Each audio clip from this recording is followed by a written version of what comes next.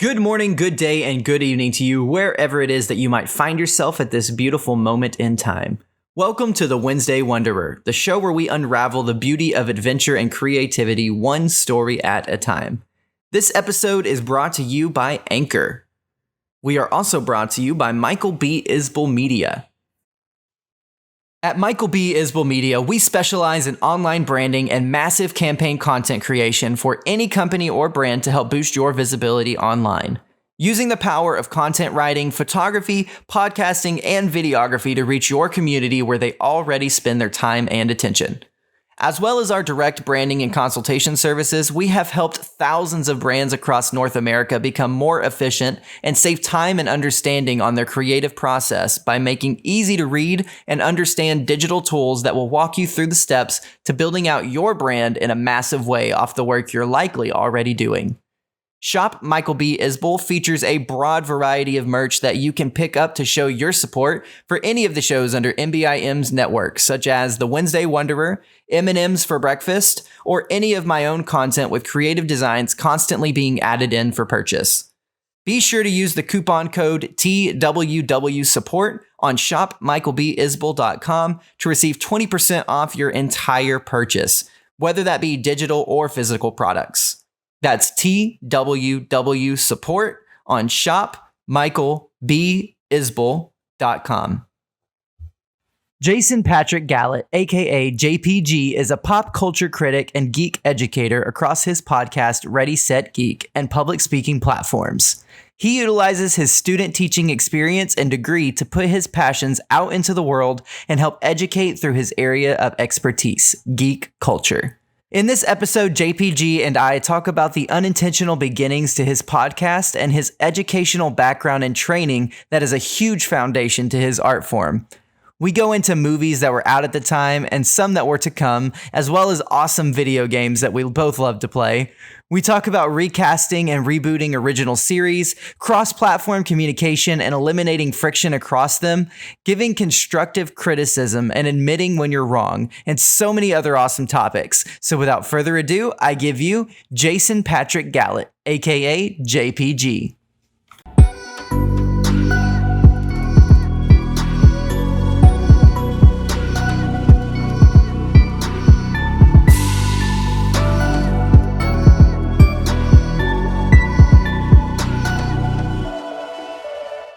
All right, what's up? How's it going? Jason Patrick Gallit, aka JPG.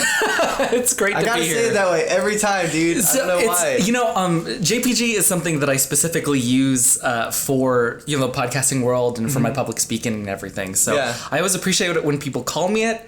But it's also very weird when people call me it in like real life and like regular life too. Yeah. So it's like somebody walks in, yo, what's up, JPG? It is like, the what? Weirdest. My name is Jason. Weirdest. Okay. Yeah. But like it's kind of like this on-off switch. Yeah. When somebody calls me JPG, I know that I'm in front of a microphone. I'm expected to sound kind of smart. Yeah. So it's either's fine for today. So don't worry about it. Yeah. All right. Awesome. Well, I'll try my best to stick to one or the other, but more than likely, I will probably just change it every single time I say it. So we'll just throw that in there every now and then.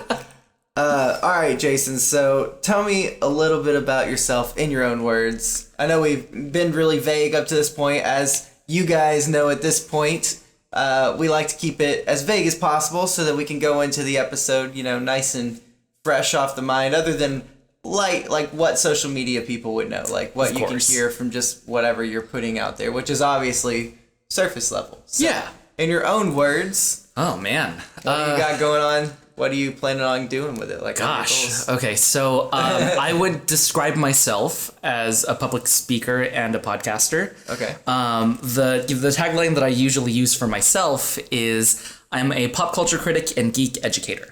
So I'm very specific with those two, I guess, those two monikers, those two sayings. Pop culture critic. Yeah, so number one is pop culture critic, and we kind of, in the early days of the network, we learned very early that I had to be very specific about critic, because criticism comes from, your opinions, right? As opposed to, if you say it any other way, people are going to be testing your knowledge left and right and things like that. When you say critic, it's just opinion. So people tend to listen to you a little bit more, and they tend to give you a little bit more benefit of the doubt. As opposed to Geek Educator, I went to school specifically for education. And I, when I was student teaching and everything, I liked to incorporate things like comic books, dice statistics from Dungeons and Dragons, things like that, in order to teach any sorts of concepts that, high school and middle school kids needed to learn. So those are, I guess, like, those are the two ways that I try to put myself out there whenever I am public speaking. That's really cool. Yeah. So public speaking, and then you've got all these podcasting projects. That happened a little bit on accident. So what's up with the podcasting life? What do you got going on with that? So it started in 2010. It started as a way for my other two founders to get extra credit in college. Oh, okay. And what the show originally was one of them talked about nerdy stuff and the other one just made fun of them for an hour. And this is 2010 is when you started to get to see like Iron Man on the big screen and things like that. And it was R.I.P. Stanley. Yes. And we kind of just were getting to that like surface level point of like, oh, people are starting to think this is kind of cool. Yeah. Right. So they quickly figured out that they needed a third person with all the knowledge. And at the time I was student teaching and helping teach a graphic novel class. And they asked me to come on. And it just started with the three of us. And, with podcasting, and I know you've probably had to do this also, there are lots of ups and downs, right? Yeah. There's like, you record a whole bunch and then you're dead for 6 months. And then you record maybe one or two and then you're dead for another 6 months. Right. And it takes a lot of discipline to get to that. And we started with Geek Say What, which was the very first show. And I want to say 2014, 2015 was when we rebranded as the Geek Say What Network. And we acquired 2 different podcasts.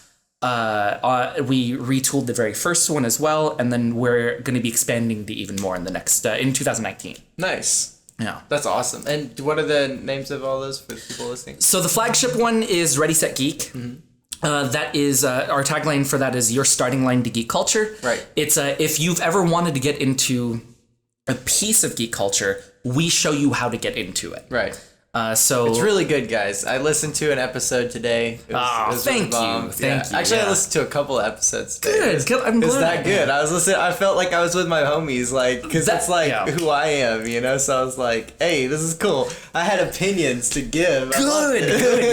It's Alex, who's our host for the show. She kind of acts as like the general population, right? Right. She's the one who asks all the embarrassing questions that you don't want to ask. Right. I come from more the academic side. I'm usually familiar with the topics that we're talking about, so I try to approach it from a level where I want to teach it to others. Yeah. And Cole, who's our third person and our third founder, he kind of approaches it like a fanboy, in the sense we're like real excited about it, gut reactions, all that stuff. That's awesome. So, dude, I loved it. I loved it a lot, actually. Good. I'm glad. Especially, how long have you guys been doing it at this point? Because I listened to the most recent one. So, how long would that be? As of right now? So, Ready, Set Geek. What's been released? Yeah, Ready, Set Geek right now is at, we just recorded our 90th episode last night. Oh, wow. And we record every Monday. We release every Thursday. And so we're at our 90th one, but before that, we probably have almost 200 episodes as Geek Say What, which is like the first iteration. Yeah, and that's still the 3 of you? Yeah, that was just the 3 of us. Oh, that was just the 3 of us. That's awesome. Yeah. Dude, I need to look that up on Pocket Cast. Because I legit, I loved it. It was awesome. It is embarrassing. Really? Well, oh, man, yeah. There are a few episodes where, podcasting's weird, right? Yeah. Because, you have to, pretend like you kind of know what you're talking about, right? And then you bring other people on who actually know what they're talking about. It's and then they prove you wrong, and then you're like, oh, that's the worst. That's the worst. Yeah, but it's a. I don't know. I kind of like it, honestly, because I think it shows a level of humility to the people that are watching. Because it's if people think that you're always right and you always know what you're talking about and you never screw up and you're never wrong, then they think, oh, well, I made this mistake, so I can never be him.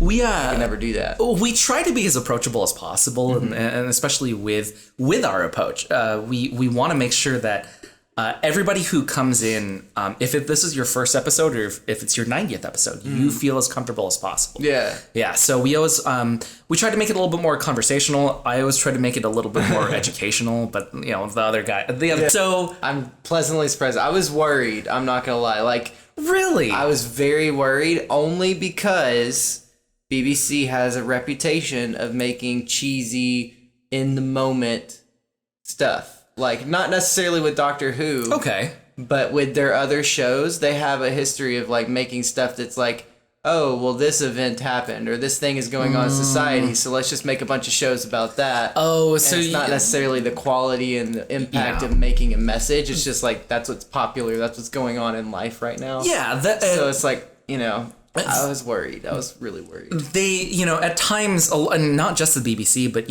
other shows can be perceived as to, like, politicizing and pushing pieces in there, right? But, like, here's the thing. Like, I've spent my entire life loving geek culture. Yeah. Like, and geek culture is something, people always, like, why do you call it a culture? Like, no, it's definitely a culture. Yeah. And I'm a little bit older, and I was in that bracket where, like, I'm intimately familiar with how the inside of a locker feels like, because I've been shoved into so many of them for liking this stuff, Right. But now it's like the cool kid thing to do and everything, and now I'm looked at for the knowledge and all that, and it's weird. But here's the thing: geek culture has always pushed the limit, right? Even from the very beginning, historically, they're the ones you can actually trace back how you rate movies to the Comics Code Authority, right? Because, like, now that we have rated R, PG-13, PG, all of that stuff actually came from the CCA. And so now we have different rankings. For those that may not know, the CCA is... so that'd be the Comics Code Authority. In the late 40s, early 50s... the smile on your face. For people that are listening... His face just lit up to be able to talk about the CCA. I love this stuff. I love this stuff. But, like, it has to do with comics. Late 40s, early 50s, it was... the comics were showing a lot of stuff that little kids probably shouldn't be seeing, right? That's very true. There were a lot of, like, tales of horror and things like that. Yeah, it was a tough time for comics. Used to shoot people in the face. Exactly. Oh, yeah, and that was, like, gosh, like, late... That'd even be like late 30s. Yeah. Right? And so the Comics Code Authority kind of built itself in a way where, hey, we need to start rating comics to make sure that little kids aren't reading this sort of stuff. And that's where places like the Motion Picture Association came from and everything, to have those sorts of ratings. Yeah. So we can put a lot of social change on just geek culture and especially comic books in general. You mentioned Stan Lee at the very beginning of this. Yeah. In the 60s, in the Silver Age, you get to see all of these new heroes that you're just not used to, right? You get Spider-Man in the mid 60s, where now you have this teenage superhero who's consistently doubting themselves. Right. You have one of the first superhero families in the Fantastic Four. Yeah. You have one of the first prominent black superheroes in Black Panther. Yeah. And taking the name from the actual organization as well. Right.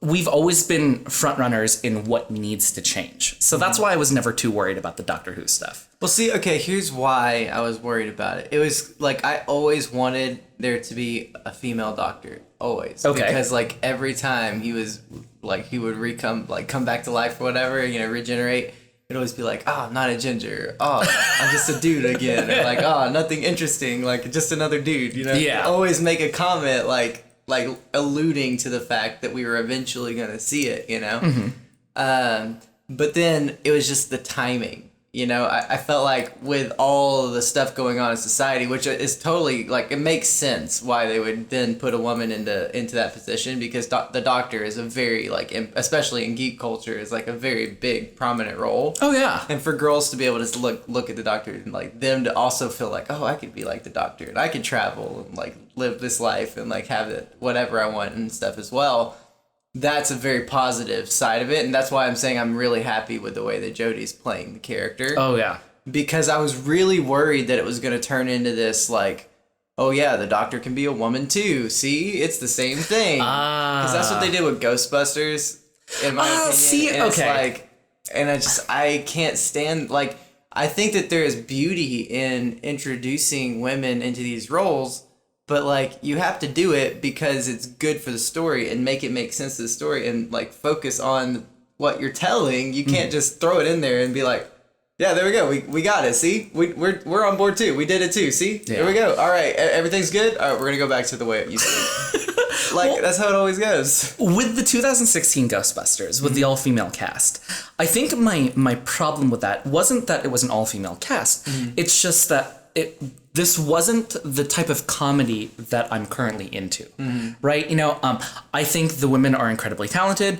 I personally think the film wasn't as bad as other people were putting out there. No, it wasn't terrible. But I think... I just felt like it wasn't necessary. Like, I didn't think it like offered anything new or like better than like the original Ghostbusters. I was like, I would say for me personally, I'm just I'm very tired of sequels. You know, there aren't a lot of places that are taking risks right now. Everybody is rehashing franchises. You know, that's true. Look at all the Marvel movies. We've had 18, 19 so far, and you know, all of them have taken the best of bits and pieces of stories that have been happening since the 20s and 30s. It's true. We you know, especially with comic book films, we have a template for like, okay, this is what failed, this is what didn't fail. Yeah. With Ghostbusters, you know, you had 2 films, you had 2 cartoons, you had a video game. All of them went pretty good, and you know, I can see what they were trying to do, like trying to build a new generational like foothold for Ghostbusters as well. Now, do I think that it was like the best timing and the best script? No. Yeah. But I also really appreciated that they took the chance for an all-female cast. Absolutely. I thought it was definitely good in that aspect. I just thought that the movie itself like didn't make sense. It's like literally, I think that not the people in the movie, not the actors, anything. I'm saying I literally think the movie should not exist. Like, I don't think that there was a point to make that movie at all. Like, I think that they were just like, what's like an iconic dude thing that we can make a girl thing? And I think that someone literally sat in an office and was like, how can we make this connection? Because it's like that movie just feels like there was no reason for it to exist. Well, I think a lot of people also forget that there was a Channing Tatum-led Ghostbusters being made at the very same exact time. Really? Yeah. And it was something... And they went the hard opposite of it. Where it's like, oh, we're just 4 bros just doing our thing and busting ghosts. And like, that's exactly what I didn't want also, you know? Right. So when I looked at the two, I'm like, I'd rather see an all-female led one. Yeah, because something different at least. Because I think the other film leaned too hard in the other direction. Where it's like, oh, like you guys are making a lady one? Well, that's dumb. We're going to make a full dude one. Oh, so it became like that kind of exactly, and that's where a lot of the backlash came from. Even Ghostbusters 2 was bad, so it was like... Oh, I have to politely disagree. I mean overall, like, compared to the first one, Ghostbusters 2... I mean, I'm saying, as a freestanding movie, yes, it's not the worst movie ever, but I'm saying, like, in comparison to Ghostbusters 1, like that being the direct sequel and all the hype and the build-up, and then that was what came out. I think in the late 80s and up until like the mid-90s, I think most children's sequels, most kids' movie sequels, I tended to like the second one better than I liked the first one. You know, I understand that the first one is objectively better. Really? But, you know, okay, I'll give you some examples right now, right? This goes a little bit before the time frame that I gave, but... I understand that Empire Strikes Back is the best movie out of the original trilogy. Objectively, you know, like how it was shot, how it was portrayed. But we tend to forget that there was a 3-year gap between Empire Strikes Back and Return of the Jedi. Yeah. Where... I actually like Return of the Jedi better. See, so I'm partial to Return of the Jedi. I don't actually... Okay, this is blasphemy. I'm going to knock on some wood real quick so nobody, like, stakes me through the heart or anything. But, I'm actually not a fan that much of the what is it? Empire. Episode 5. Yeah, episode 5. It's not. I think it's kind of boring. Like I fall asleep almost every single time I try to watch it. See, and you're very much in the minority with that opinion, right? Because most people and most film critics say that out of the 3 films, that one was the best made cinematically. For me, though, I love Return of the Jedi. Yeah. I love the hokiness of it. I love the Ewoks. Yeah. I love that there's a definitive ending and you know the rebellion won, and I love that feeling, you know? Yeah.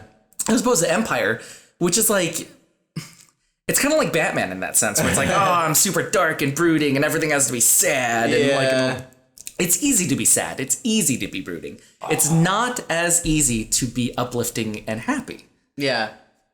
So, speaking of that, please. It's funny that you say that, because I'm curious what your opinion is on the new Joker movie, standalone Joker movie. Like, at first I was like, and then I realized, wait a second, that's what everybody said about Heath Ledger. And then I was like, all right, let's go. Let's see what we got here. And all the stuff I'm seeing now, I'm like, ooh, get excited. What's up? I try to not make any sorts of opinions until the movie comes out, or until the piece of media comes out. I have burned myself too many times. Like, the Heath Ledger one is the perfect example. If anybody tells you now, like, oh yeah, when they announced that Heath Ledger was Joker, I was totally behind it. No, you were not. I promise you that you were not behind it. Yeah. You know, we're never behind this stuff, and then when it spectacularly comes true, and it's perfect and it's exactly what you wanted, we have a hard time backtracking. Right. You know, so I'm like, hey, you know what? Like, I feel this, and this about it. I'm probably wrong. But whatever. With the Joaquin Phoenix one, you know, I've seen some of the stills for it. To be honest, it has me. I'm more interested than I thought I was gonna be. Yeah, and it's a standalone universe. So like, even if it sucks, like. And it's just its own thing. Yeah, and if it's its own thing, but you know, especially with the Joker,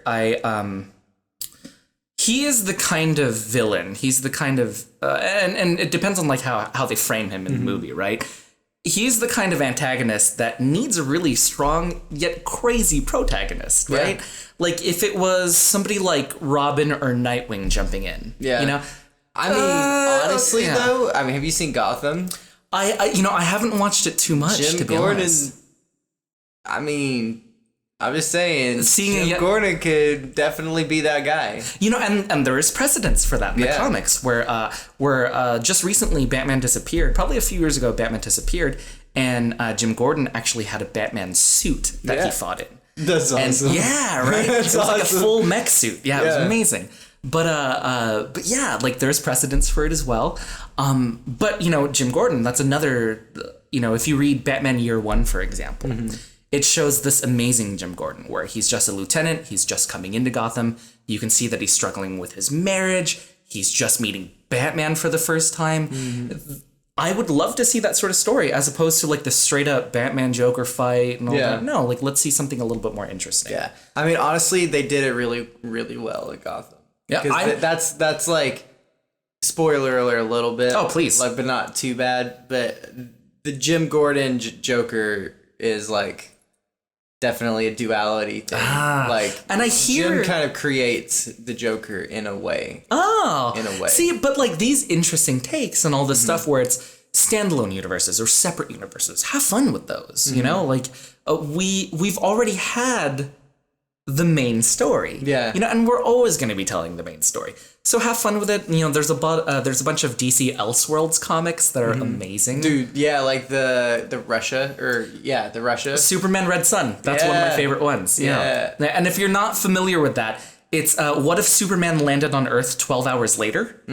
And that would have actually put him in the middle of Soviet Russia. Yep. Instead of the middle of Kansas. Yep. Right? So, yeah, so how would the world have developed if that would have happened? And because he was like the first, he was the beacon that attracted all the other ones. So theoretically, and this universe does dive into this, all the other superheroes would have developed around Russia. Because Superman was the beacon that created essentially those other heroes. Yeah, and there was like a terroristic Batman in it. You know, you get Wonder Woman from Themyscira, but now Themyscira has built ties with Russia instead of America. You have the American pilot, Hal Jordan, for Green Lantern, but they don't get enough time in order to figure out how to use the ring, and they do something really interesting stuff with it. It's really great. Yeah, I love that. I love comics. Awesome. I mean, yeah, no, I saw your I saw your photos of it. And I saw this mural when you were taking photos with some of your other guests beforehand as well, and you guys had pointed that out also. Yeah, so, absolutely. I freaking love the Avengers poster that I have, and I'm looking to get more. I want to get more, but those are just more expensive to have, like the big wall hanging. Oh ones, yeah, and like decorations, and that's not even on camera, so that's not really like. To be perfectly honest, that's not like a priority right now. Oh no. We just got we started putting these pots, the plant pots in our popcorn things for the movies. Oh yeah. We still got the Star Wars. I see you have The Last Jedi. Yeah, and then we've got the other one over there. Oh, Rogue One. I do have to ask, how did you feel about Last Jedi? A lot of people hated on it, but I actually liked it. I loved it. I liked it a lot. And I've never gotten so much hate and death mail in my life until I came out and said that I loved The Last Jedi. Honestly, I liked it a lot because, like, although it's scary and like change is always scary, I think that it's kind of cool that this is actually a throwback to what we were just talking about people like pulling the best bits of the time, like whatever. Disney literally finally drew a line in the sand, and they're like, "All right, Skywalkers, you've had your time in the sun. Like, draw a line in the sand. Like, there's a whole lot of stars out there still. Like, you can tell more stories. Yeah, right? They're more than just the chosen one or the star. Like the Skywalker family line and like the midichlorians. You know, I mean, come on. Man. For me, it's just it's a little bit of a dream come true in the sense where we're retelling Star Wars stories, but with a more diverse cast. Yeah, and that's something that I'm so excited for. You know, and when I came out and we recorded probably maybe 3 or 4 days after the movie dropped, and then we had released that Last Jedi episode 1 week after it. 1 week after the movie had released, and oh wow, I have never had so much fan backlash in my life. Really? And for some reason, I like enjoyed it a whole lot. You know, because you were like, yeah, it was just like all these nerd tears, right? That's hilarious. You finally felt like the guy on the other end. Oh yeah, like, yeah, but like you can't touch me. I like this.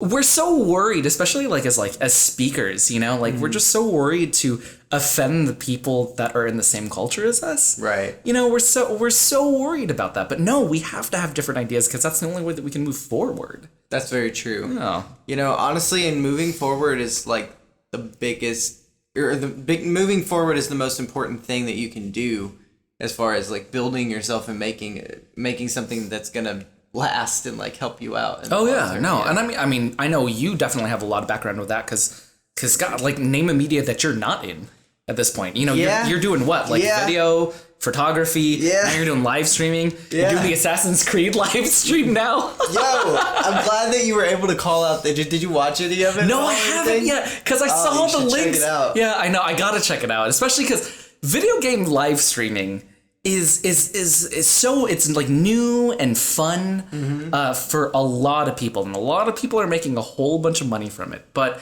at the same time, people are willing to just sit there and watch you play a video game. Yeah, like this is unreal. Cool. I think it's awesome. Unreal. I actually had some people tell me that they don't like the tediousness of sitting there and like mentally trying to play the game. Oh yeah. But they enjoy watching me play the game because my commentary and like basically like makes it interesting. It's like they're like, oh, okay, cool. Well, it's like if I need to click away, I can still hear what's going on because you're like narrating the story basically, like what's going on. I'm like, all right, cool, that makes sense. Like that's awesome. And honestly, like shout out to you guys that watch the stream. Like makes you feel so good. Like last night was really cool because I had this really like awesome multi-platform conversation going on where I had like 3 people watching in Facebook and then like 2 people in YouTube, which prospectively, that's not too many. There was only 5 people, but like that was awesome. Like I had 5 people across 2 different platforms, and then like on YouTube they would say something, I would say it out loud, and then the Facebook would say something and I would say it out loud. So now you're trying to communicate from the both of them. It was so cool though, because like it was like cross-platform communication. These people were on their own private native platforms. Like that's something I'm super passionate about, is eliminating friction and like communicating. Your message is the same message no matter what it is that you're doing. And you're streamlining it across platforms. That in all different ways that you can. Well, exactly. I don't know. I don't know live stream numbers a lot, but I do know a lot about like podcasting numbers. And here's something.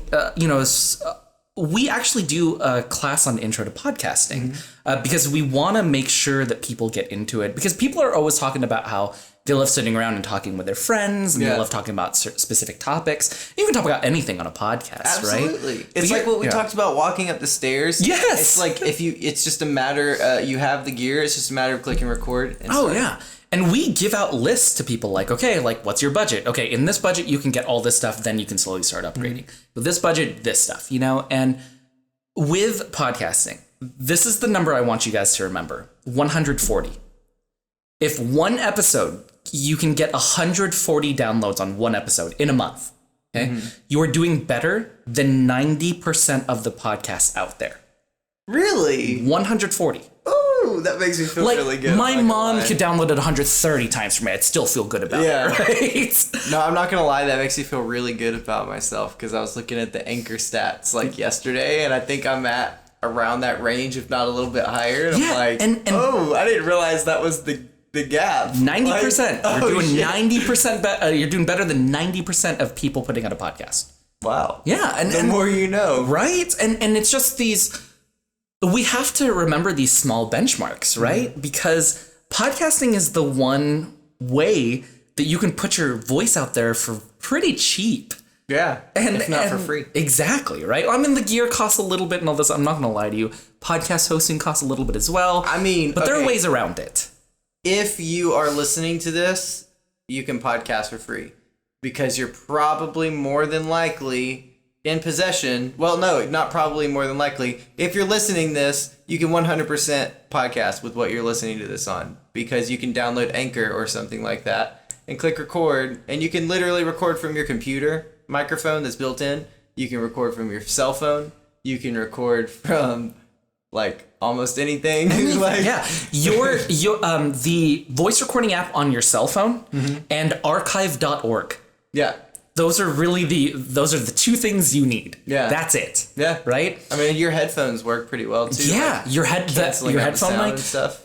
I would say anytime we have like a remote guest, like somebody calling in from, we just had people calling from Portland, and we're doing an East Coast. Right. Yeah. No, I East heard Coast that. As well. It was on. What was that on? It was on. A couple episodes ago, we were talking about it. Yeah, I can't remember. I have recorded like a million episodes in like the past 2 weeks.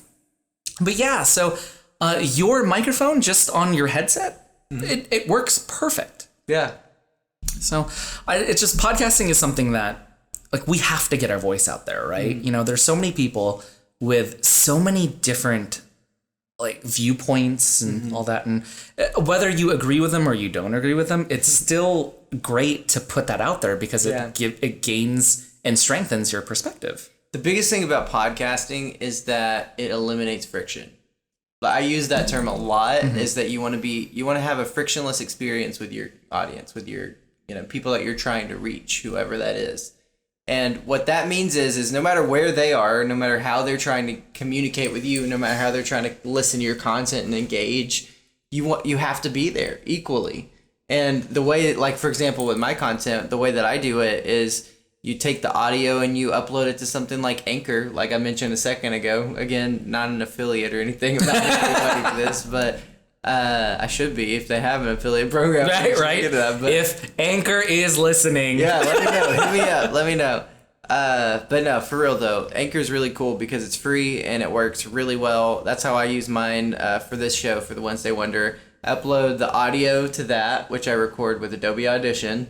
And that lets me like do all my awesome editing and stuff to make it sound pretty awesome. I've got a Blue Yeti microphone, so like legit everything that actually for the podcast itself, about 140. Yeah. That's actually a good estimate, because the stand, the pop filter, the microphone, and then if you want to count the software, that'd be about $140. Just about, yeah. I mean, you don't have to do the video. That's the extra step. Exactly. That'd be about $500 is like your range for that. Yeah. On the low end. And there are great, there are great like cheap like hand recorders as well. You know, with podcasting, things are going to go wrong, right? Yeah. So another thing that I would highly recommend is a hand recorder. Something like an H4 is going to be like something that's going to last you forever, right? The little Zoom thing? Oh yeah, the Zoom H4. Yeah, those are cool. But there are smaller Zooms that you can literally just put on the desk and like nobody would notice it.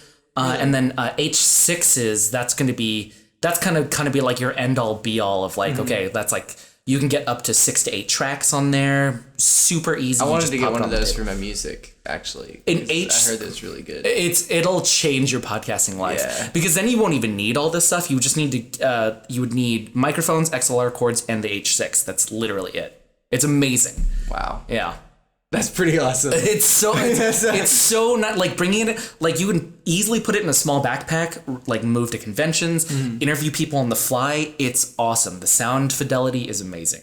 That is really cool. Yeah. I like that. Although I think there is something to be said for the whole studio setup as well. You know, it has its own sound and atmosphere and the feel. Thing. Yeah. So we have our studio. We actually, one of our producers of the network is Wayland Productions, and they are they do the We Are Live podcast, which is the longest running zombie podcast. Oh shit! Yeah, that's cool. yeah. So they also do a show called We Are Live Frontier on Alpha, on Project Alpha right now, which is connected with like Geek and Sundry and all that. And so they have a that I need to work on. Is that room right there is my studio / office. Got it. I'm trying to like rework it for my YouTube videos because I'm currently like in that production phase for the 3 videos a week for my media company, and so I'm trying to like get my set organized. We gotta connect because I've actually been looking into how to like mobily have an office but have it have sound dampening capabilities, and they're like literal like sound walls that you can just buy, put in back of you. It makes a great dark backdrop. Right. And about like those the black foam. Oh yeah. But like on top of the black foam, like it actually like folds out and you can post it up kind of like a screen or something like that. Oh, wow. Yeah, and it just sound dampens for you on top of looking nice. That's not bad. Yeah, it's great. Yeah, and it makes you look so much more professional for like a few bucks. That's really cool. Yeah. That's really dope. So, dang, we've like gone all this and we haven't even started like really. I know! Because I'm looking at your notes and I'm like, I think we're on question 2 right now. Yeah. Man. No, honestly, we got to the introduction. That's where we got. Oh man, that's how far we've gotten. I'm so sorry. This one off the rails real quick. No, this is how I prefer the podcast to go. I only write down questions just in case, because you never know. Like you never know if you're gonna end up talking to somebody where not that they're stiff, but that like I could have sucked. You know what I mean? I could like no. We can be totally honest about this. I could have come in here and just sucked. I don't think that anybody really sucks because like in this format, it's all about telling your story. Yeah. But like I will say that in my experience of doing these podcasts so far, there have been experiences where it felt for the first little bit more like I was trying to get the person comfortable. It's weird. You know, so it's like when you come in right out of the bat, like as soon as we're like, Jason Patrick Gallit. And then you're just like, hey, let's go. Hey, what's up? And like, it helps. Oh, yeah. It's I appreciate it. It's something that you're going to be struggling, that anybody is going to be struggling with when you have a guest that's not directly connected to you, right? It's something that our network very much struggled with at the very beginning because I had a hard rule at the very beginning. We never have guests. It's too much of a liability. It's too much editing. If they say something crazy, then it represents us in a bad light, you know? Honestly, it's only happened that way like once or twice. And I think that my pre-production process has definitely gotten a lot more shaped up. And so now I've got like with those little calls, I've learned what to ask to keep it vague, but yet to also like, are you a crazy person? Yeah. Like, because that's a legitimate question. Yeah. But I've had some really good deep conversations though. We've gotten into some really good stuff on these conversations. Because the way that I get into it is I really like to actually like get down to the actual reality of what it is that makes a person who they are, like why you do the things you do. Because, dude, you're running how many podcasts? 3 podcasts? 4 So podcasts? 3 right now. We're about to release 2 more. We acquired another one. So we're going to be up to just about 11 in the next 6 months. That's my lucky number, by the way. Ah, nice. All right. I love that. So 11 podcasts. How much easier would it be for you to just be like, I'm going to go clock into a job? It would be so easy. And to be quite honest, I actually do. Up until recently, I was working 9 to 5 jobs. Right. Yeah. And not to say, not to say that I'm not, working or anything right now, but here's the thing, right? You, in podcasting, somebody is going to listen to you, right? Right now you have, you said you had like around 140 people listening to you every week-ish, right? Okay, you have 140 people depending on your words. Yeah. You have a responsibility to do something important with those words, right? Yeah. Every time we say something here, it's going to reflect, it not only reflects on us, but it reflects on the type of listener that you have. We have a responsibility. Like, we have to say something good here because somebody's depending on you to say something good. Yeah, that's somebody's ride to work, their walk with their dog in the morning, their time that they spend to themselves. Like this is what the average person does. They pull their phone out for 10, 15 seconds. They scroll through. They pick something.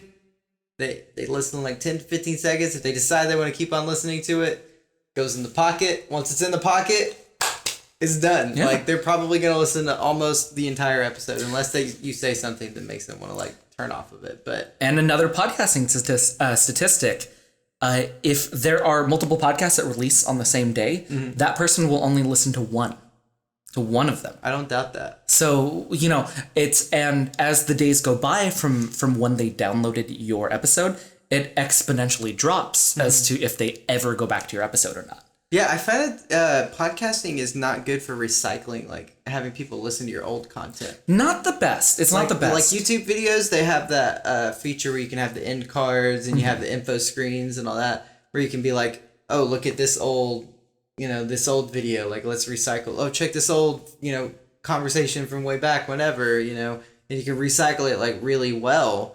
But I don't know. Podcasting doesn't really have. I mean, unless you just mention it in the podcast, I guess you could always do that. You could be in the recall of it. And you'd be like, oh, you could check this out and blah, blah, blah. But I mean, who's honestly going to sit there and write down their podcast episodes and remember, oh, I talked about this in this podcast and this and that podcast.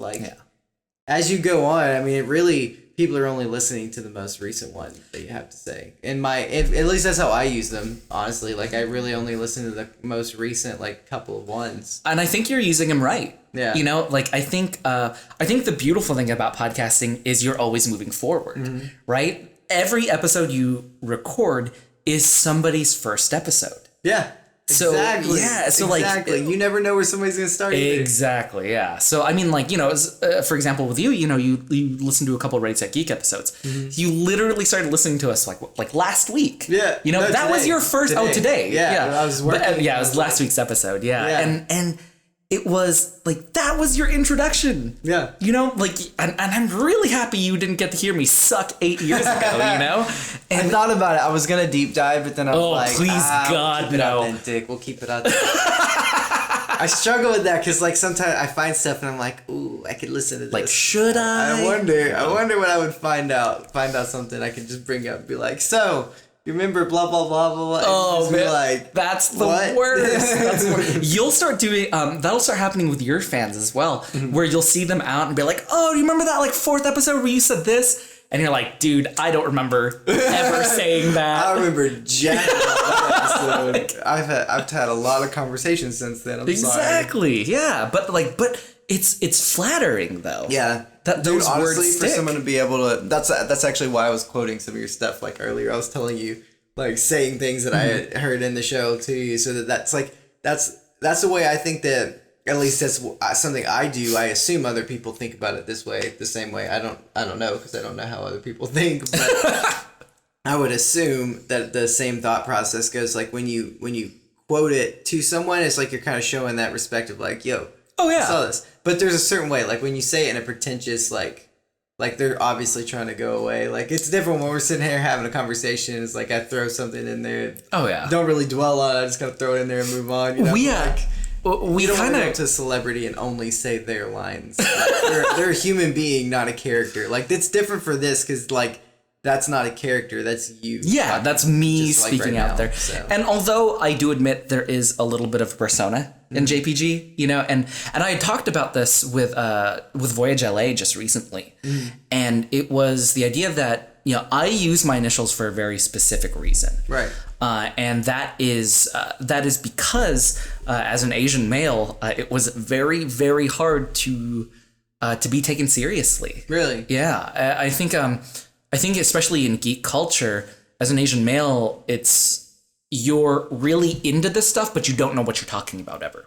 Really? And yeah, there's a specific perception with that, and that's exactly that's why California thing. No, that's an everywhere thing. Really? Yeah, and it's the same perception with like women in podcasting and everything too. I think. Yeah, I've definitely heard that, but the Asian culture for geeking, like the geek culture, I've never gotten that vibe. Like I would, from my perspective, growing up in like Georgia and Arkansas and Oklahoma and like living in the South that whole time, I always remember thinking like the Asian, like not for lack of a better way of saying this, that the Asian kids were like in on that stuff. Like exactly. They were the ones that knew all about it, and that was always cool. Like maybe that's a different time perspective too. I'm 22, so like.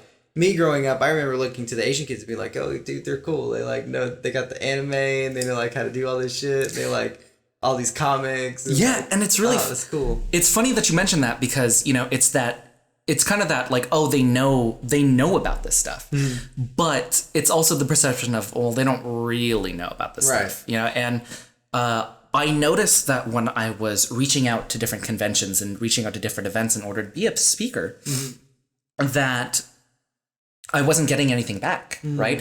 I just wasn't, I wasn't receiving any emails back. I wasn't getting any like correspondence back.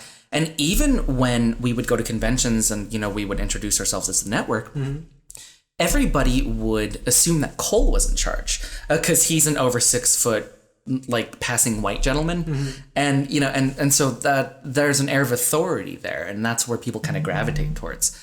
So, you know, Alex and I spoke about it a little bit, and Alex, you know, she's our other founder. She's the host of Ready, Set Geek, but also in our personal lives, she's my wife. Right. And yeah, so we talked about it and we're like, we need to figure out a way that we can differentiate ourselves in order to make this more professional. So with Alex, you know, at one point she just stopped wearing her wedding ring. Oh, wow. Because it's her having her ring on really affected how especially men in the industry would interact with her. And, you know, during conventions, you know, right before we walk into a room, she's like, ring on or ring off. And like, that's when we make that snap decision. Yeah. And with me, it was I changed, you know, like I didn't go by my full name anymore. I didn't go by Jason. I went by JPG because I thought of people who went by their initials, like people like NPH and things like that. And I wanted that sort of warmth and also that like intellectualism and that knowledge. Yeah. So when I switched to initials and I just started introducing myself as JPG, it gave like an air of mystery and like an air of okay, I want to meet this guy. And once we got our feet in the door, like it was a lot easier. Yeah. But it took literally like my name changing to do this. That's crazy. Yeah. And that's obviously like a huge culture difference too. It's just hard for me to like wrap my brain around, like to think about that. Cause like, yeah, like, I don't know, Jason doesn't even really seem like an Asian name. Like, exactly. You know, like I feel like if I saw Jason, like my mindset would not be like, oh man, that's probably an Asian dude. Yeah, exactly, right? Doesn't know what he's talking about. Like, but, I don't see how I would never think that. So I can't. But you hear JPG, and now you don't have a picture in your head, right? Yeah. It's this complete blank slate of, okay, I have no preconceptions of whoever this person is. This could be a man, this could be a woman, this could be anyone. Is that why you guys on your website, I was actually going to ask you about this because I'm a big like web designer, kind of like been doing it since I was 13. Is that why you have the little faces with the question marks on them? So is that on purpose? Because that is a little bit... I would say at first it was on purpose. Now it kind of isn't in my web developer Oh, gotcha. My web developer actually works in the Bay Area. Oh, okay. And so so we always joke about this. Not trying to throw you under the bus. No. So shout out to Merce Ant. So Merce Ant, we call him Merce Ant because his name is Anthony, and he literally saves babies. Like he's like a mother baby nurse and like in like intensive care and all this stuff. So he's like a nurse that like literally saves babies. Yeah. But he's a web developer also. And when he has downtime at work, that's an interesting combination. Yeah, right. Yeah, and when he has downtime at work, he works on our website, and thank God he does it for free. God bless Mercant. Right? Yeah. And but like there are times where I don't hear from him for a week, and I'm like, hey, this was supposed to be changed, and this was supposed to be changed, and people are supposed to get photos into you. He's like, oh yeah, sorry man, I've just been on like a 48-hour straight shift because a baby came out like 8 weeks before they should have, and I'm like, I don't have anything to say, dude. Like you take care of babies. You're like, whoa, bro. Go ahead. I'm just doing a podcast. I'm literally just talking. I'm like, you can save babies as much as you want. That's awesome. I like your word. Was it you that used that word, or was it Cole? That is the other guy's name. Yeah, Cole. Yeah. It was the fun employed. Oh, that was me. Yeah, I like that. Fun employed. That's a lot. That sounds a lot better than. I'm unemployed. You're doing something like a podcast. You're being productive. You're trying to do things. I'm fun employed. Yeah, I would say that came from. I've been getting teased a lot lately because I'm actually out of work right now, and in the last 6 years I was in a pretty like high corporate position, and then I've always been in corporate positions like I've always been in like training and development, HR, recruiting, all that stuff. Right. And then I come home at night and then work on the podcast and things like that. So it just happened pretty recently, about a month or two ago, and so. Everybody on the team has been teasing me because I'm the busiest unemployed person that you'll ever meet. But yeah, so we kind of turned it on. So I was like, you know what? Like I'm fun employed. I'm having fun with the podcast right now. I'm looking for jobs. And but it doesn't matter because you may not need a job if you keep doing what you're doing. Like honestly, like the industry right now is big enough to sustain people to be able to like live off of their art. You just have to know how to make your, do your affiliate linking and your sponsorships and like throw them in the right places and make the right connections. And like, that's all it is. It's just like a matter of doing the work. And I have a team for that. Yeah. Because my team also loves to point out that I am terrible with social media. Like I for lack of a better word, I hate social media. Really? I understand the utility of it. I really appreciate that it exists, but it's not for me personally. Really? See, I'm like a social media guru. That's what I made this whole, like, the reason I'm able to do this podcast right now is because for 3 years I spent my, like, blood, sweat, and tears building a social media department for a Google partner agency. And so I created a scalable social media solution where we post to Facebook, Twitter, Instagram, Pinterest, and YouTube every single week for clients all over North America. So we have like thousands of clients at this point, and it's really awesome. Like super happy about it, to be honest. But like I love social media. I think it's so cool, like to see how the strings are pulled and how the things are connected. Because I really think that social media, I don't think it's done yet. I think that social interaction, social connection, like in a digital sense, is going to, like, in my opinion, the way that I see it progressing, I think it's going to so far surpass where it is right now. Oh, in yeah. The next 4 to 5 years, we'll be looking back and be like, whoa. Oh, I can't believe we did that. Now we do this. Like, do you remember we would used to, like, take the time to, like, go and comment on a photo? But now you're, like, living some sort of, like, VR experience because we all wear smart glasses. Oh, and yeah. Just, boop, turn it on, and you can actually live that experience by, boop, turning it on and see it in your glasses or something like that. It's like how, a number of years ago, we were carrying both cell phones and iPods. Now it's like, oh gosh, like that sounds so dumb. I just have everything on my phone now. Yeah, I feel like even that is getting to the point. Is that where you were going? No. Sorry, That's exactly where I was going. Yeah, it's like 5 years from now. It's like, oh, that's dumb. You used to carry phones. Yeah, and I don't know what the next step is. Exactly, but I'm sure there's going to be a next step. It's totally going to be like you used to use your hands. What? It's fingers are so slow, honestly, though, because like that's like the word. Elon Musk talks about this a lot, and that's the reason he's building the Neuralink, connection is because like literally your thumbs are so slow. The bandwidth of you having to think about something, come up with the idea, decide you're going to do it, and then take the action of moving your fingers and thumbs to then do the action while staying focused on the thought process and not letting other thoughts interact and distract you from doing what it is you're doing right at that second to type out that message. And that's why texting and driving is so dangerous. Because even if you think that you're good and you think, oh no, I'm good, I'm never even come close to I'm different, I can drive and text at the same time. No, you can't, because you're a human being. Yeah. Whenever you're texting, you're, like I just said, having to do all of those things to send that one message. Oh, yeah. No, we're literally meat puppets that just make mistakes. Yeah. Like, you think... Okay, so here's the thing. You're not at fault for thinking that you are different than everyone else, because there's two things in your brain that are making that happen. I don't know exactly what they're called, but there's one receptor in your brain that literally makes you think, as a human being, you think, I am an individual. It's, you know, like I am me, and you think of yourself as separate of everybody else. So when you look at these bad situations, you look at people that text and drive and have bad things happen to them, either with the police or in wrecks or whatever happens. You look at that and you say, oh, well, that's them. I'm me. I would never do that. That's not me. I would never screw up and like slip and, you know, nothing would happen. It's the idea that you are smarter than the average person. Exactly. Everyone thinks you're smarter than the average person. Yeah. And I think so many problems would just be solved by just admitting that you're dumber than most people. Yeah. Like I will be the first to I'll be the first to admit I'm most likely dumber than people who are listening this way. Like and it's just and all of us play to our strengths and all of us play to our skills and you know it's a beautiful thing, but I will be the first to say like you're probably smarter than me. Right. You know, and that, I guess, you know, you talked about humility a little bit also, but like having that sort of humility, and especially when you're talking into a microphone for other people to listen to, having that humility really helps. It builds that connection and builds that bridge between what you are saying and what your listener needs to hear. Absolutely. You have to be real with yourself at the end of the day, because like we're human beings. Like we have all this ability and all these things that we're able to do, you know.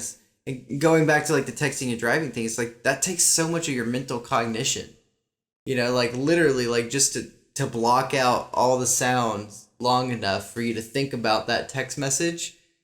So here, actually, this is where I was going with that. The second point is your brain also tunes out a lot of what happens. So your actual perception is not reality. Yeah. It's your interpreted reality, because there are things that happen that your brain is going to deem, oh, that's not important. I'm not going to store that information. Like maybe you're talking to somebody and they have a tick, but after like 10, 15 minutes or something like that, you stop noticing the tick because you're having a fluid conversation with them and your brain is like, that's distracting. I don't want to notice that. And so it just turns it off. The best example of this is your brain stops seeing your nose. Yeah, exactly. And now that I've said that, now everybody has now noticed their nose. Exactly. Yeah. Now I see like a little bridge. Exactly. You're like, oh dang it. Now I can't. Yeah. Exactly. Yeah. It's you're right. Your brain just cuts out things that you are used to. Mm-hmm. And and texting is something that a lot of people are used to. Yep. Reading from a screen or just reading in general is what a lot of people are just used to. So you tend to get a little lazy when it comes to that stuff. And we also tend to forget that the state has put us in charge of this 210 death machine that's barreling down the highway now. And then you just think, oh yeah, I can send the text back. Like, no. Well, you think it's just 2 seconds. Right? But it isn't. 2 seconds going that fast. Dude, do you know how long 2 seconds is? How many? Have you ever been on stage and choked? Oh yeah. For 2 seconds? Oh yeah. Like, that's a long time. It's all perspective, you know, like 1, 2. Like you think that, oh yeah, it's just 2 seconds, it's fine. And from your perspective, this is what you did. You like zoom, you're like the flash. It's just a quick look, right? That's all you did, but that's not really what you did. Really what you did was, you know, like that's really what happened. But in your head, you're thinking, oh, I'm good. I'm zooming. I'm looking down really, for those of you that aren't watching the video version of this, I'm just looking down really quickly. I'm not, you know, nothing's wrong with that. But in reality, you're actually slowly like looking down for like 2 to 3 seconds and then looking back up. Yeah, and it's just like you said, perception is individualistic, right? Mm-hmm. How time passes for you is going to be different as to how time passes for me. Mm-hmm. And, those 2 seconds, really, you're only 1 second away from hitting the car in front of you. Yeah. Because you're supposed to be staying 3 seconds away from the car in front of you, right? What happens if you have a mental disorder and you're perceiving things slowly? Like, because you don't even know if you're perceiving things. I mean, not trying to get trippy on you. Yeah, exactly. But that's a real thing. You may not be perceiving things at the same time that everyone else is perceiving things. Yeah. Like, you might be getting things delayed, like slower interactions in your brain, like the way that the connections are firing and like things are making sense to you. So it's like there's all these factors to put into play, and you have all these people doing the exact same thing. And that's where it becomes terrifying. Yeah. It's like they all like it only takes one person in a car, and there's millions. Especially around here, right? Yeah. Yeah. No, I used to I used to do the drive from downtown LA to almost South Orange County every day. Oh, nice. And not nice. Sorry, I'm like the amount of people who I would just straight up catch watching TV in their cars because like traffic is slowed to almost a stop and all that stuff. It's crazy. It's crazy to me. And then it's like it starts up and they're like, "Oh no, it's fine. I'll just I'll just hang out. I'll just creep up." And then you've got people slamming on their brakes because the person in front of them is creeping because they're not actually looking at the thing. They're it's like they're doing some kind of dance move, but they're in their car. Ridiculous. Sitting down. It's ridiculous. So you created your podcast with your friends. Getting back to this first point here on my piece of paper. Well, I mean, we kind of already touched on that, but it looks like. Oh no! It just reloaded. So the chat is ready to display messages. I thought we had somebody. Yeah, I thought somebody said something. Like, we got her. Who's saying something? So you created the podcast with some friends. One of them was your wife. Mm-hmm. Were you married when you created the podcast, or did you get married in the? Oh, so the people got to see you get married in the course of the podcast. That's awesome. That was weird for us. So we started this in 2010. I think we were about almost 2 years into our relationship. Mm-hmm. And I met Alex in 2008. She was 20 and I was 22. Okay. And we met in this ridiculous. I'm sorry. I was saying that's how old I am now. Oh yeah. Yeah. So I was lucky enough to meet the love of my life at 22, and we took this ridiculous theater class together. We've been together ever since, and yeah. So we had been 2 years deep into our relationship. Then we started this. And up until we got engaged, it was a hard rule that we never mentioned that we were dating. Oh. Yeah. And like on air or just in general? Never mentioned it on air. We might have slipped a couple times, but a lot of fans didn't pick it up. No photos, no nothing. We had photos. We weren't as, but especially with the product itself, and then when we went to networking events or things like that, we'd never hold hands. We'd never get sense, buddy with each other, chummy with each other. I think you guys have done a pretty good job of separating yourself from the brand too, because I actually had a hard time figuring out which one you were, because all I could find was the group picture you guys had with the lightsabers and stuff, and I was trying to figure it out. I was like, which one of these people is JPG? I had to do some research and figure it out, And that's that lends to my last point about making sure that you have a blank slate when you hear the name, right? But with me and Alex, it was we never mentioned we were dating until we got engaged. Yeah. And then after that, it was this whole thing where people were like, oh my God, all these photos make sense now, and all this stuff. And then from being engaged, a lot of people, we'd actually take the time in older episodes to talk about wedding plans and and things like that. And on some of the ones where it was just you guys, if you didn't have a guest or something. Or? Yeah.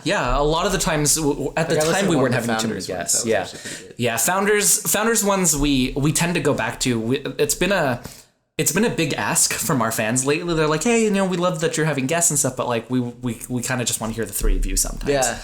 Mostly because it's just me and Alex yelling at Cole for an hour. It being, I think it's a different dynamic because you don't always have to have guests on because there's more than one of you. Exactly. If it was just you talking into a microphone, people would be like... Solo podcasting.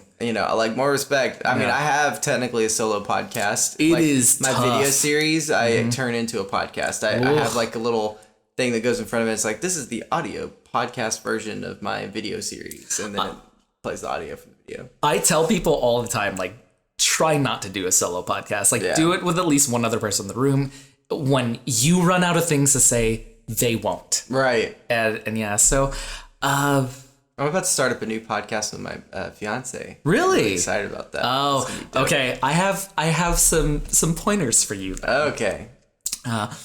When you work with your loved one, it's very weird because, like, you know how, like, people will say, oh, never work with, you know, like, in your professional life, like, never work. No, it's same thing with podcasting. Rocky. Like, the beginning of this, because she serves as my assistant, as you kind of saw, like, in the beginning. So she serves as my assistant, and it's been kind of weird. Like, it's been weird because it's like weird because you're asking what to them, do, but like you want to ask her, but then it's like I also have to kind of need you to do it, so it's kind of have to ask. You know what I mean? It's just it's weird. Like, it feels weird sometimes, but it's like we've kind of gotten over it a little bit. So Alex acts as like my second in command. Like, she's definitely my lieutenant when it comes to getting things done on the network. Yeah.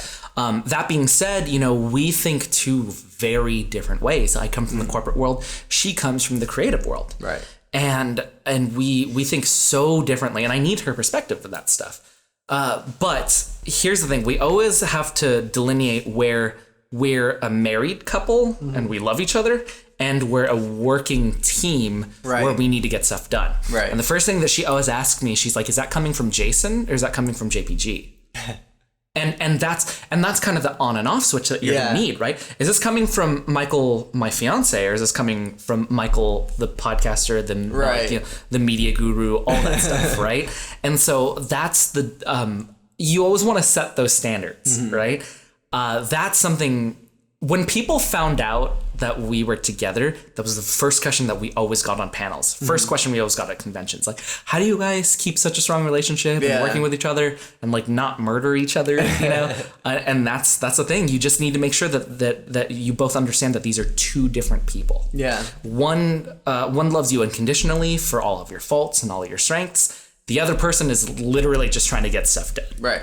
Yeah, so I think it's important for you to both be passionate about it too. Like, the other person doesn't have to be so passionate that they are involved, like in my situation, in your situation, but they do need to be passionate enough that they're at least supporting you. Yes. If you're not getting support and they're not actually helping you with physical support, probably not the best relationship. Yeah. I would say, you know, the one thing I always tell people is if they're not sharing your stuff on social media, like, you might want to reassess like where this is going, because you know what? All it is like a 3-button click, right? Yeah, exactly. Like, all it is like, oh, hey, my loved one posted this. I can just hit share, then write something nice, and then hit send. That's literally just a few clicks that you can do like once a week or once every 2 weeks or something like that. Especially if you're doing like a podcast or like a video series or something. And if somebody isn't willing to do that for you, like, that's where you need to reassess it. Because if they're not willing to do 3 clicks for you,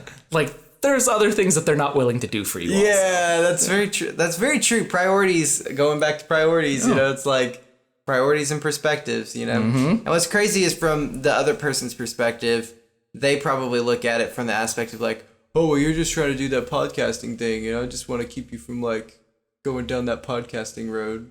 That's how my family would think about it, probably. That's how they always told me growing up, is like, oh, you can't survive in California, you won't make it out there. And I'm out here doing it. It's like, you know, and you're having fun with it. It's like, actually, I can, and I will. but just like you said, you know, before this, you said that it was 3 years of blood, sweat, and tears into the social media platform, right? Yeah. Like, that's what you have to do. But I've enjoyed it all the way along the way. Like, ever since I moved out here, I've loved every single day. Yeah. Because like, I chose to come out here, and I've chose to stay out here since I moved out here. I mean, you live where people vacation. Yeah. Like, think about it that way. Yeah. You know? Like, I mean, we live in America, dude. Like, to literally be in this country, if you live in this country, even if, like, you're not a citizen, for the people that are here and they're not citizens, but you just live in the country, you're in the top 1% of the planet. I mean, I'm having fun. That's a crazy... I talked about this a little bit with somebody on the podcast before, but, like, that blows my freaking mind. Like, I was in LA the other day, and I saw Skid Row, like, just driving by, because we were like in the downtown LA area, and it just blows my mind, because I'm thinking, like, damn, like people got to live in this environment here. And like, we all look at this as like the worst it could get here. Yeah, it's definitely not the worst. This is still the top 1% of the planet. Even that is still in the top 1% of the planet. Like, what? There's 99% of the planet that's worse than that? That blows my mind. Oh no, we're lucky, you know. Like I was talking to my mom recently about this. My mom's a little bit older than most moms, like as opposed to like my age and stuff. And she was talking about how one of the things that blows her mind about America is that you can literally just walk into a place, buy food, and leave. You know, like that's a thing. Like somebody literally cooks food for you, you pay a few bucks, and you leave with said food, right? Yeah. Because when she grew up, it was like, you know, like there's no way that you're and more than you need to. Exactly. And she grew up in post World War II Philippines. Yeah. Right. And like it's you know, they're not getting restaurants and all that stuff. My mom had her very first salad at 30. Yeah, at 30, like think about that, right? What is the diet there in the Philippines? Well, a lot of it's going to be like very much rice based and very beans, with maybe? No, not too much beans, but like it's very much like meat and rice based. Okay. A lot of the diet comes from post World War II. So you know, like with Hawaiians and Filipinos especially, like they love stuff like canned corned beef and spam and like things like that, and like a lot of our things are just based around like things like that and like spaghetti and fried chicken. A Hispanic influence on there. Very much. I feel like I heard influence. You talking about that, right? This was what was it? It was Hispanic, Hawaiian, like Islander, Pacific. Oh yeah, and Asian, right? Oh yeah, is that the three, or was there another? Yeah, one? So like the Philippines is just a hodgepodge, right? Yeah. You know, like Spanish colonialists, Americans coming in the early 1900s, late 1890s. You have a huge Islander influence. You have a huge and you have a huge Asian influence because you're off the mainland as well. So like it's four of those, right? And, you know, America has such a huge influence on the Philippines to the point where English is their second language. And you have to learn English when you live in the Philippines. Yeah. So we have a call center in the Philippines. Exactly. Yeah. I don't know. The most pleasant people you'll ever talk to on a call center. But yeah. So it was just, you know, going back to my original point, it just blew her mind. Right. I literally just took her to a burger place a few hours before this. Nice. And she was like, oh, like I can order fries and sweet potato fries. And like sweet potatoes, that's like they're like super expensive in American here, and they're all fancied up and stuff. Yeah. In the Philippines, it's like that's like the lowest thing you can get, and that's like what most people eat and all that. But like America just took it and fancied it up, and so it just same thing with lobster. Lobster used to be they fed prisoners because it's like the rats of the ocean, you know. So it's like, and now it's like a delicacy. And with, you know, with Filipinos, you know, like we're big on seafood, right? So I learned how to catch individual lobsters as a kid. Oh wow! You know, and once again, just blows my mind that people will go to a restaurant, pay $150 for a lobster or something like that. I'm like, no, you literally just need like some fishing line and a hook. Yeah, you don't even need bait. Like that's how easy it is to catch lobster. Really? Yeah. How do you catch a lobster? Literally find a bunch of rocks. Like you can. We used to do this in like we weren't supposed to do this, but you can actually do this in like the Newport Balboa area. Oh, okay. You know, you can find rocks along water, and as long as you drop a line like down like certain down holes like where the rocks are, you can catch a lobster easy. Just take one home. Wow. Yeah, it's bananas. We used to do it all the time as kids. That sounds really fun. I'm not gonna lie. Like that sounds like a video waiting to happen. Like you wake up in the morning, you see the sunrise, you know, and like I can see this cinematically playing out already, and you see the highway starting to get busy, and then the whole journey is we've got to get a lobster. So we gear up, we put our headbands on, get all native, like whatever our faces. Whatever Rocky montage you can play in the background. We gotta paint our faces and stuff, and then we're gonna get in the car. We're gonna pack up. We go to place you said, Balboa, Newport, or Balboa, somewhere like that area. Find some lobsters. We get some lobsters. You'd be surprised. And then we can even come back and film cooking it. Like, that is a great video. I'm definitely gonna make that video. Like I'm just like seeing it in my head. I'm like, damn, that's gonna be a great video. You have had to have these sorts of experience because you said you're coming from the South, right? Yeah, I mean honestly I never got into that stuff. Really? I'm super like let me go buy the food at the grocery store. Let me go to the restaurant. Like, more so, let me go buy the food at the grocery store and I'll cook it myself at the house. Got it. Okay. I won't pay $150 for a lobster, but I will go and I'll pay like, $50 for a couple pounds. Yeah. A good number of pounds of lobster or whatever. So it's like, I'll pay for it, but I'll pay for the raw stuff and then like cook it. Yeah, and then make it fancy. Yeah, right? exactly. Yeah, but you're still, it's by your hand. Yeah, right? And exactly. I think that's... I just don't go catch it. Yeah. But that would be a great video. I'm definitely going to do that one You should really look into it. Really it is so easy. Yeah. You need a fishing line spool. You don't even need a rod or anything. Just a fishing line spool that you can fit your hand in. You need a hook. It's literally it. Don't you let them bite you or something? No, you can. That's not a thing. Not a thing? No, you just drop it in one of the holes and you just wait. And that's kind of it. Yeah. And you can do bait's obviously going to make it easier for you and everything. But what do they eat? Like what anything? Kind of Lobsters friggin' eat anything. Really? Man. Yeah, they're scavengers. So whatever is edible to just fish in general, like other fish or something like that. Yeah, be super easy to do. I want to go catch lobster. You should really look it up. It is so my gears easy. are turning. Like I may be eating lobster this week. You're pretty close to the water, man. I'm just saying. It's super easy. I'm a 2-minute drive from the water, so I may be eating lobster. I'm telling you. Like, it's going to be a good weekend. I love food. I'm a foodie, so. You're living in a great place. Yeah. I'm in a great place. So, tell me about Cody. So you talked about Alex, your fiance. Cole. I'm sorry, your wife, not fiance. I say fiance because your fiance, and you got to get used to it, right? Yeah, you get used to saying it. So Cole, tell me, wait, what is that? What I said? Yeah, Cole. Okay, did I say his name wrong? No, it's Cole. Okay, tell me about him because we talked about your wife, but not so much about him yet. Yeah, so.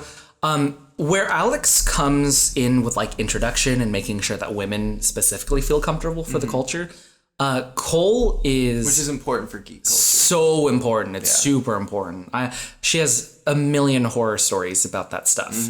But with Cole, where he comes from is it's kind of the same background that I was, right? Like this wasn't cool. We loved it growing up. People made fun of us for it and all that. But he has the benefit of being a 6'4" like handsome white gentleman, right? and so we come from very different perspectives. Where Cole is very much a fanboy. Like it's all gut reactions. It's all just, do I like it? Does it suck? Right. And then after, like, you know how like it's like a shoot first, ask questions later? Yeah. That's how he is with his opinions with geek stuff, right?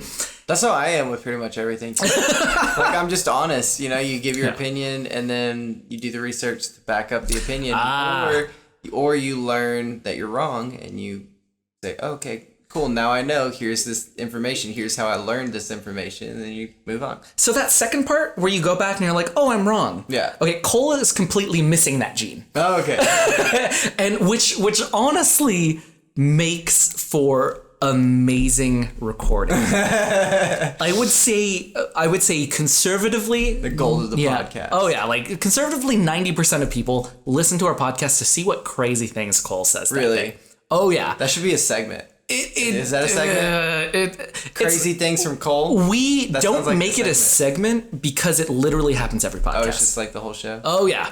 You should make a segment called Crazy Things from Cole or something like that. We're gonna probably and have him like write down things throughout the thing, and then at the end of it, like kind of like your thing, like what's the geeky thing that happened this week or whatever, like Crazy Things from Cole, like. What's in your head, buddy? What have you been thinking? What have you been holding from us this whole time? It's bad. And then he's got these things that he hasn't been saying out loud that he's just been writing on a piece of paper, and then he has to say all of them at the same time. See, here's the thing. I would totally do that. That sounds terrifying and awesome. But he has no filter, and he'll just say it anyway. Oh shit! And it's the best and the worst. Love it. I think the worst we've ever gotten it. I consistently disagree with Cole, and there are certain things that we do agree on, and it's weird for our listeners to hear that.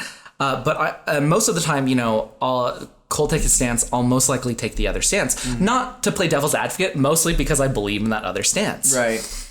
The worst we've ever had it, I would direct our fans back to our Justice League episode. Hey. Yeah. And you wear the shirt today too. Yeah, and so the Justice League film came out, and we always put out a spoiler-filled review a week after the film comes out. Right. And I knew that I hated the film. I hate to say the word hate, because there were thousands of people who put their hearts and souls into this. And to be honest, when I say stuff like this, I dislike the film wasn't for me. Right. I had a sneaking suspicion that Cole loved the film. And I had to steel myself, like, okay, cool, this is just gonna be an hour and a half of me yelling at him. And so I readied myself for that, right? And what it turned out to be was an hour and a half of Alex yelling at Cole, which she's never done for like any like nerd opinions ever. And if you listen to the podcast, like, you can hear me getting more and more uncomfortable as the talk goes. Hey, wait, you guys should probably let each other talk, and because it's usually always Alex mediating between me and Cole. Yeah, and it was the first time I knew what she felt like. But man, Cole has some rough opinions. He has some rough, terrible opinions. Honestly, I kind of like that movie. I thought it wasn't that bad, but I also am a huge DC fan, and for me, I looked at it from the perspective of like, oh my god, I'm finally seeing these characters on the silver screen. Like, it wasn't even really the quality of the movie. Like, none of that mattered. The actual movie itself didn't matter. It was just like, oh my god, these heroes are together on screen. Oh my god. you're going into it like expecting specific pieces, right? And as a fan, and as like a hardcore fan, like you'll let a lot of things go. Right. You know, oh man. Like the film was pretty bad in hindsight. Iron Fist, the very first season. Okay, so here's the thing. Did you know they canceled it? Yeah. But the first season of Iron Fist, you're very much in the minority for that. You know, that's true. The first season was rough. I from what I hear, the second season was a lot better. It was good. And but here's the thing, like, you know, the Iron Fist is one of my favorite characters, and I understand how problematic he is. Right? It's like the white savior narrative that I'm always talking about. It's tough. Like, it's tough to watch as an Asian male. Like, oh man, like that's just another white dude doing my culture better than any of us can, right? But there's stuff in Iron Fist that I just straight up forgave because I love the character and I love how they write him in the comics. We're gonna do that. We're human. We're fallible, right? Yeah. But what I do recommend is, if you do feel strongly about something, talk about it constructively, but don't bash on it, right? There's for Justice League, there was 1,000 people that put their heart and soul into that work. And for you to just be like, it sucks, takes away from 1,000 people's work. That's very true. Yeah. So, like, you know, when I ask that people approach it very differently, right? I disliked it. This is why I disliked it. This movie wasn't for me. You know, this is the type of movie for this type of audience, right? And I might not be a part of that audience. That's okay. Just like the Ghostbusters thing, right? Yeah. I'm sure there's a bunch of people who love the Ghostbusters 2016 film. That's okay. It just wasn't for you. Right. Exactly, yeah, and it's not that, and that's what I was saying too whenever we were talking about it. It's not that I didn't like the movie, like, it's not that it was a bad movie, it's just when I watched it, I felt like, I don't know, like I just You're not like, the demographic. Yeah, I was just like, why did they make this? It's the same. Like the new Shrek, why are they rebooting Shrek? Bro, like they're rebooting an animated movie. I understand rebooting it if they were like making it live action. Which they kind of did because of the musical. Yeah. What I'm saying is if they took the story, like the Shrek story, and then made it live action, I could understand doing that as a reboot. Like, maybe you don't want to do all the things you did in the animated ones. You want to change it up, you know, and do something different for the live action. But they want to literally make a new animated Shrek movie and start from scratch and be like, all the Shrek stuff we've done so far, everything Shrek. Nah. That's how I kind of feel about the Disney live action films. I think, you know, I've experienced it once. It's part of my nostalgia. It's part of my childhood. And I don't think I've seen any of the live action ones. Dude, Beauty and the Beast was bomb. And that's, you know, a lot of people keep telling me that too. And plus, like, Emma Watson, she's just gonna knock anything out the park. That's very true. Yeah. But you know, I think the next one, was it Mulan? No, they're like, it's like either Aladdin or Mulan that they're going to be doing. Yeah. And I connect so strongly to those two films. I can't wait for Aladdin. Yeah, I'm definitely going to see both. Bro. I'm definitely going to see both. You should watch some of them. Like, they're really good. I know I should. Did A Wrinkle in Time. Oh my gosh. Okay, and that like was so good. That was one of my favorite books growing up as a kid. But you got I got so emotional. Like, yeah, Alita, that's on the okay. Couch, just like cuddling, like, oh my god, this is so sad. For me right now, my big crying film is Coco. Oh yeah, we were talking about that. That song comes up. Like I actually, I was a few days ago. I was picking up dry cleaning with my wife, and my wife hasn't seen it yet. Oh yeah. And I saw it. Still? Well, yeah. She still hasn't seen it. And you guys were talking about that on the podcast. I know. I figured you would have seen it by now. Yeah, she hasn't seen it, but I did, and I was watching it. I watched it a few weeks ago. Yeah. And the song came on the radio, and it wasn't even like the full song. Mm-hmm. It was just like the first couple bars for like a commercial, and I immediately just start losing it, like in the car. and now my wife is like watching like this grown man cry, like from the song. But Coco's my new crying one. Coco's my new Up. Yeah. Yeah. Honestly, I didn't really care too much for Up. What? The first 15 minutes of Up? Yeah, it wasn't my thing. Oh, and like, man. It was one of those movies where like everybody said it was great. I tried to watch it. Oh, the hype. Like, I just fell asleep. Yeah, but the hype. And I tried to watch it again. I just fell asleep. Yeah. I tried to watch it again. I fell asleep. And I was like, all right, third time's a charm. I'm not watching this movie. Okay, like Toy Story 3. How'd you do with Toy Story 3? I really like Toy Story 3. Okay. It was a great movie. The end of that. What do you feel about Toy Story 4? You know what? I think that's going to be cool. I'm going to see it. Yeah. Okay, the first 3 Toy Stories have never let me down. Even the films that they put on ABC just to put up for like family nights and stuff. Like those were great. Also, they have great voice cast. They knock it out of the park. I have no reason to think that Toy Story 4 is going to be bad.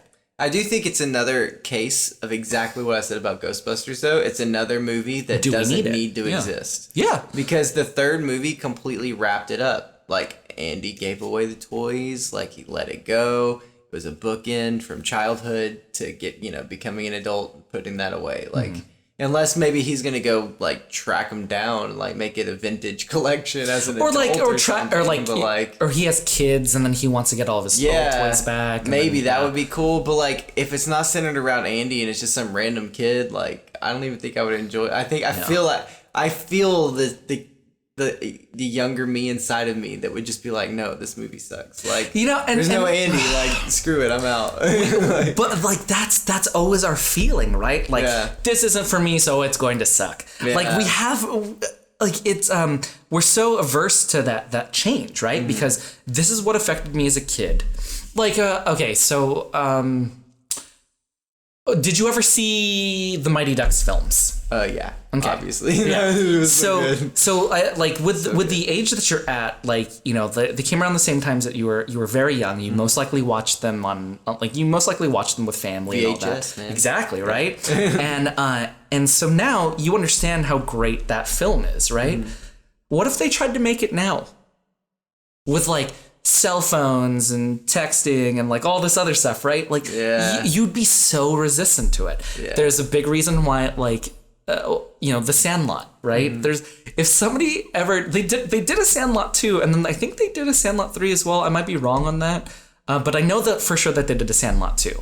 I think sometimes it works though, and sometimes it doesn't. It just really depends on if you're trying to like bank on a nostalgia or tell a good story. Yeah. Because like Stranger Things did an amazing job at depicting like that whole nostalgia era. Yeah, whole nostalgic era. And it's like, whoa, like obviously I didn't live in the 80s, but I really felt like I was a kid in the 80s when I watched that show. I was like, whoa, this is cool. Like I don't feel like I'm watching some like high tech 2022, like, like that's cool. That has its place. Yeah. But like, also going in respecting the past and respecting like what you've got behind you as a body of work is important as well. I'm glad that you mentioned Stranger Things as well, because it immersed you in nostalgia. Oh, are we okay? Yeah, I was just checking the time to see what so it immersed us in nostalgia. It never hit you over the head with it, you know? There's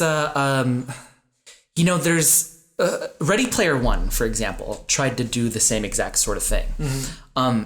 at times it did hit you over the head, and at times Ready Player One was problematic. Right. And it's okay to like something problematic because all of us are problematic. We're just trying to work through it, right? Right.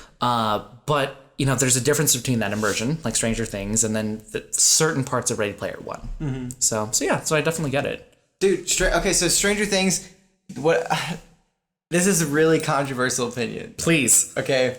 I loved the first season, and then the second season totally lost me. Huh. For most people, they thought the second season was like really bomb. They did amazing. It like made it even better. But for some reason, like halfway through the second season, I was like, I'm not into this anymore. It happens. Yeah. I think there's going to be, especially with geek culture, there's a huge difference between liking it and appreciating it. Right, that's very true. Yeah, I appreciate it for what it is. Yeah, right? I just didn't enjoy the story. Yeah, you might not be as into it as other people are. Yeah. That's okay, as long as you appreciate where it's coming from, right?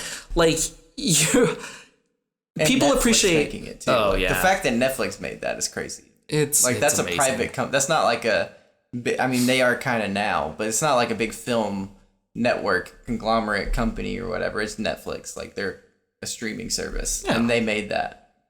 That's pretty awesome. It's kind of how I feel about Jessica Jones. The first season was incredible, and I admit that right now I'm struggling to get through the second season. Mm-hmm. The thing is that I appreciate Jessica Jones for what it is. It talks about abuse towards women in a way that is productive, and also that frankly should scare the crap out of men. Right. Like, and I appreciate for what it does, but how they're telling the story and where I am in the story and where I am in my life, I'm just not connecting to it as much. The first season blew me away. I'm probably like 4 or 5 episodes in the second season.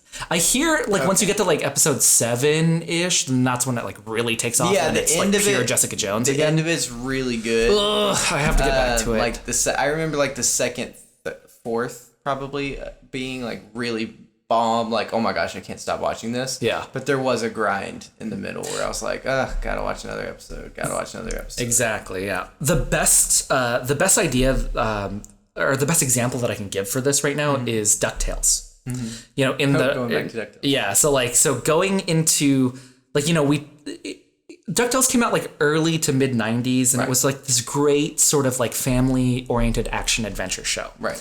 They rebooted DuckTales. They have first off, they got all comedians for their voice cast, right? So it makes it naturally funny. But this is, I would say the new DuckTales is how nostalgia is done right now.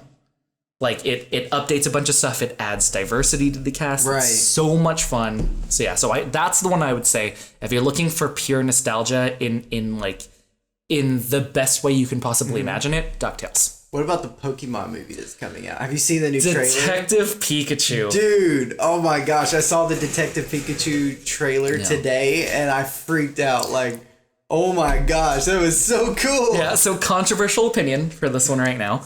I am out of my mind excited for it. Yeah. But mostly because Pokemon is trying something different. Exactly. This kid is the only one that understands them, and everybody hears it as Pika. Yeah. That's so cool. I love it. Yeah, and then they're solving a mystery. Yeah. And obviously this kid very much doubts himself. And I love that. I love what they're trying to do with it because it's Ryan Reynolds. Exactly. So it's imagine Deadpool playing so here's what I'm gonna be imagining when I'm watching the movie, okay? I'm gonna imagine Deadpool playing a video game, playing Pokemon. And controlling those Pokemon. Yeah, and just doing Pikachu's voices out of nowhere. That's what I'm gonna imagine. Is that like the people, the actors, the comedians that are playing the Pokemon's voices are literally like playing it like a video game, and then in my head it's gonna be funnier because instead of it just being Pikachu, it's gonna be Ryan Reynolds as Pikachu. I have a weird relationship with Pokemon because I actually used to compete in Pokemon. Really? Yeah, I'm Pokemon card champion of Orange County 1999. Oh, dang. Not even like the game. So the cards. Yeah. I did a competitive play online for the first few iterations of the game. And I'm just a huge fan. I'm a huge fan of it. But it gets very formulaic, just mechanics wise and game wise. It's train a bunch of Pokemon, get stronger, but it's a grind. It's literally a grind. I'm just proud and excited to see that Pokemon is just getting out of that. It's getting out of the whole, let's make sure that Ash is 10 years old and we'll just tell another story. You know, it's literally and some other dude map and all that stuff. Like the new Switch version. Yes. It's going to be like completely open world apparently, like Breath of the Wild, and like that sounds really cool. Yeah, and the one that's coming out in the next week or so is like the Let's Go series. So it connects with Pokemon Go, and it connects with Red and Blue, which is the two original games. Yeah, what's up with that? Do you know more about that? Like, can you talk on that? Because I'm actually curious about that. I heard about it, the Let's Go game. Yeah. What is that? So basically, it's if you played Red and Blue, which were the first iterations of the game, right. It's a more streamlined Red and Blue with way updated graphics and all that. And what is it on? It's on the Switch. Okay. But it incorporates a lot of what new players experience in Pokemon Go, which is like, you know, instead of battling a Pokemon in order to catch it, you just swipe your finger and you catch it. Yeah. Right? So from what I read, and I was actually reading articles about this today, it sounds like that's how you catch Pokemon in the game. You don't battle them anymore. And then on top of that, they streamlined it and, in my opinion, made it a lot easier. Because you can have another person just jump into your game. And now it's a 2-on-1 Pokemon fight, which kind of breaks the game in the sense where, like, wait, it's two of you fighting against one person? Yeah. And they don't even get to throw out two Pokemon or anything like that? Yeah. It makes it easier, but it also makes it more accessible, especially to younger children. Interesting. That's cool, I guess. It's cool, I guess. That's exactly how I feel about it. Yeah. I'm more excited about the open world Pokemon game. So that's supposed to be coming out like 2019, 2020. Yeah, that excites me. And what else excites me is, as you can tell, I'm a video game nerd. We kind of talked about this. This is why I started streaming Assassin's Creed, because I freaking love video games. And it's funny that Pokemon came up in this conversation, because Pokemon is probably the reason why I started liking the kind of games that I really like, which is like RPG, open world exploration games. So games like Assassin's Creed, Fallout, God of War, these We Happy Few, like these big, massive, like... We Happy Few. Oh, man. I barely ever get to talk to anybody about that. It's a good one. Mary Alita is more into it than I am, just because of the fact that I got Assassin's Creed, and then I was like, okay. Yeah. Goodbye, We Happy Priorities. Few. Yeah, I get that. I get that. Yeah. But the game is really fun. It's really lulling, the music, because I love the British rock soundtrack, but it's really lulling. Like, it kind of puts me to sleep as I'm playing It's a great example of game developers trying something new and different. Yeah. Which I very much appreciate. Yeah. Yeah. But no, I'm the same way. You know, like I grew up with hardcore Japanese RPGs. I grew up with those MMOs, dude. Yeah. That's what I grew up playing. Like Japanese MMORPGs, like Perfect World Entertainment, all of their games. I played every one of their games. I played Perfect World, Jade Dynasty. I played I can't even think of all the names right now. With me, it was I played stuff like Ragnarok. I played old school RuneScape. Yes, I played RuneScape. Yeah. Got the Battle On. Got Adventure Quest. Oh my God, AQ. Yo, Adventure Quest. That was the shit. I love that. Yeah. And I was like, and I got into World of Warcraft when it was still vanilla World of Warcraft. I used to play on I was such a little hacker whenever I was a kid. So oh no. I was broke because I was a little kid and I couldn't get the money from my parents. So I was like, what can I do? The little money I do have is in cash. I can't get a bank account. I can't have a card. They won't let me use theirs. Like I don't have an option here. So I back in the day, WoW used to have the ability to where all of the server info for what let you run the game was in a README note. And so if you went into the program files of your WoW game and you went to the README note, you could actually go down to the server settings and you could redirect the server to what was called a proxy server or like a copy server. And basically it was a copy of the game for free. Like the whole server for free. And so you couldn't interact with the people that were actually playing the game, but it was like you were in your own server. Yeah. But it was all people that were playing the game for free. And there were tons of people playing it. And I played that for a long time until that got shut down. I tried to do a new one, but it didn't work because they fixed the thing where you couldn't update the README file or whatever. It stayed the default whatever Blizzard one and stuff. Oh wow! And that was during Wrath of the Lich King. What? Yeah, and then I started playing Lord of the Rings Online and Star Wars: The Old Republic. Oh my God! I miss the Old Republic. That was a huge fun guild one. for Lord of the Rings Online, and that moved over to Star Wars: The Old Republic. Gotcha, but like, dude, Lord of the Rings Online was the shit. There was, the early 2000s, late 90s, early 2000s, like gaming feel, especially when, when all these like MMOs were hitting the mainstream. That was a weird experience. Yeah, I loved it though. I played almost all of them too. Oh yeah, I love MMOs because getting to the point of the reason I brought up MMOs in the first place is I love these open world exploration like completion games. Like when I played Spider-Man, I completed it 100% in 3 days because I loved it that much. Yeah, explored every single little crack. Completed every little quest, got every little item, did every single thing that the developers put into that video game. Like found all the backpacks. That's how I love to play a game. Is like I complete 100% of it as I go through the game. Not for any like achievements or any reason like that, but just because like if I buy the game and I that's how I enjoy it. I want to experience every single part of the game that the developers put in there to play, like to experience. That's what I paid for. It was for the game. Yeah. And I think that mindset and that enjoyment of games actually comes from playing Pokemon to go all the way back full circle because as a kid, gotta catch them all, gotta collect every single Pokemon, gotta get every single item. Exactly. Yeah. Gotta open up the map, gotta get every checkpoint so you can fly around everywhere, gotta get the extra place so you can get the secret Pokemon that only like people that look up the stuff online know about usually. And like all these things, it's like I would do all the things like to completionism, to just complete the game 100%. Oh yeah. That's what I loved about MMOs is you never complete it. Like you would, by the time you would catch up and you would finally complete, like get caught up where you've done everything there is to do, they release a new DLC and then boom, you got a whole other game. Even more now. Stuff to do now. And then especially with like the beauty of it too is like, okay, I'm done with this character. I can start a new one. Yeah. And then I start from the very beginning again. Yeah, it's funny with Lord of the Rings, I worked going back to my hacker life, it's like not necessarily always hacking like going and hacking like exactly. Like, people think of that as what a hacker is, but in reality hacking things just means that you're efficient and you find ways around things that work faster than what the normal process is. That's what hacking is by definition. Well, not exactly. I'm not reading a definition, but you know what I mean.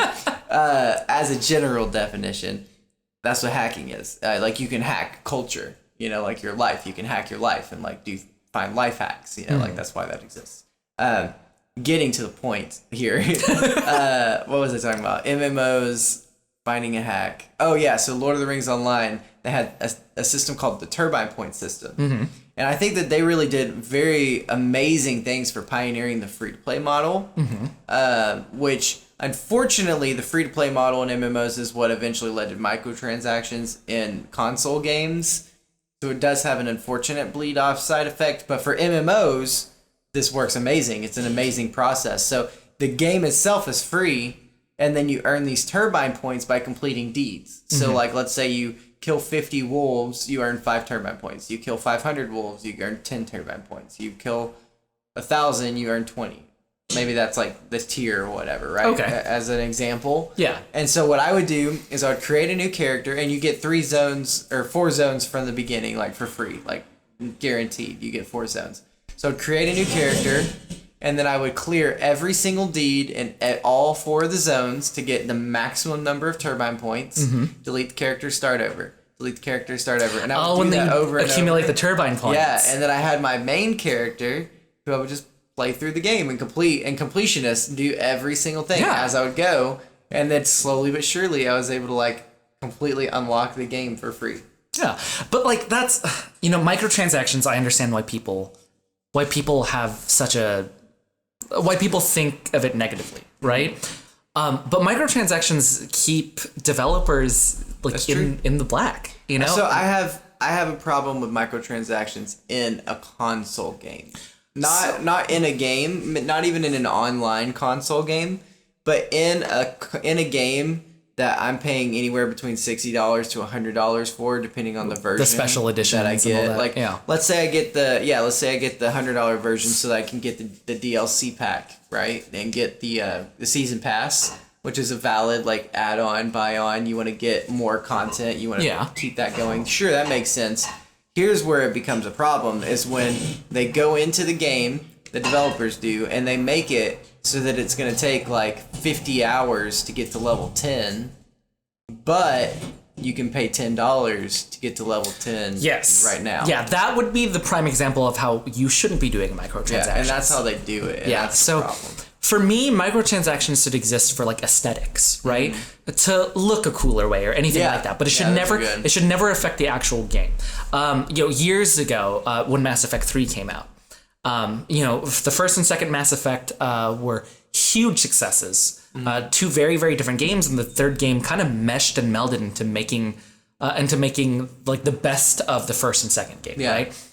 But also there was day one DLC that cost money in order to get an extra character, in order to open up pieces of the game. Right. People were already paying $60, $80, $100 for these special editions. And then on day one, it's like, so now I have to pay all this money? Yeah, and now I have to miss out on some fun stuff in the game that I could have experienced, right? Like, I wouldn't have cared if it was $2 to buy a skin for my gun or something like that. That's an aesthetic, and I could do it or I could not do it, right? But to actually affect the game as to how it was experienced by people the very, very first day, that's where I have a problem. Exactly. And the only time that I can justify that is if it's an online game. Yeah. Like, because if it's an online game and the base game, it does not include those extra features, and like, that makes sense. Yeah, the game is living and breathing. Yeah. So I understand the microtransactions there. But like, most games don't. They have a life cycle. They live and they die. Like, right now, nobody's going out. I mean, maybe they are, but I doubt anybody's going and buying Assassin's Creed 3. Yeah, like that would be, a game that they give out for free, like on one of the console months if you have like Xbox Gold or something like that, right? Yeah, so there's utility in that, right? They are remastering it though. Yeah. And you get it for free if you got like a certain version of the Assassin's Creed Odyssey. So whenever it comes out, I get it for free. I'm excited to see if it's any good, like the remaster. The remaster of it, yeah. Kingdom Hearts too, the new Kingdom Hearts. Oh God, I'm too excited for that. Okay, so we're video game nerds. We have a calendar for video games. I do as well. Really? Yeah, that's how I knew. That's how I knew the Let's Go series comes out on Friday. That's awesome. Yeah, we literally go through it like once a month, and we just literally see everything that's coming up, all the release dates. We have a calendar in there that we just write them on the calendar. Oh, that's hilarious. We mark it off every day. Oh yeah. You gotta save up. You gotta know when you gotta have that $100 for the special edition. Yeah, I think the next Spyro this month. She wants Spyro. Man, we're about to get that. I need to get Red Dead. It's did you play GTA? Yeah. Okay. So you'll love Red Dead then. Yeah. I will. I love Rockstar games. The only reason I haven't got it is because, as you know, Assassin's Creed. So I'm like super into that, and I'm still streaming it. One game at a time. Yeah, so I want to complete that game first. I've already completed Spider-Man, which was like one of the bigger games that I just recently bought. I've completed God of War, which was one of the bigger games that I just recently bought. I need to complete Assassin's Creed Odyssey, and then I want to get... Yeah, you'll move into Red Dead. Yeah, because that's like an online game too, so it's like...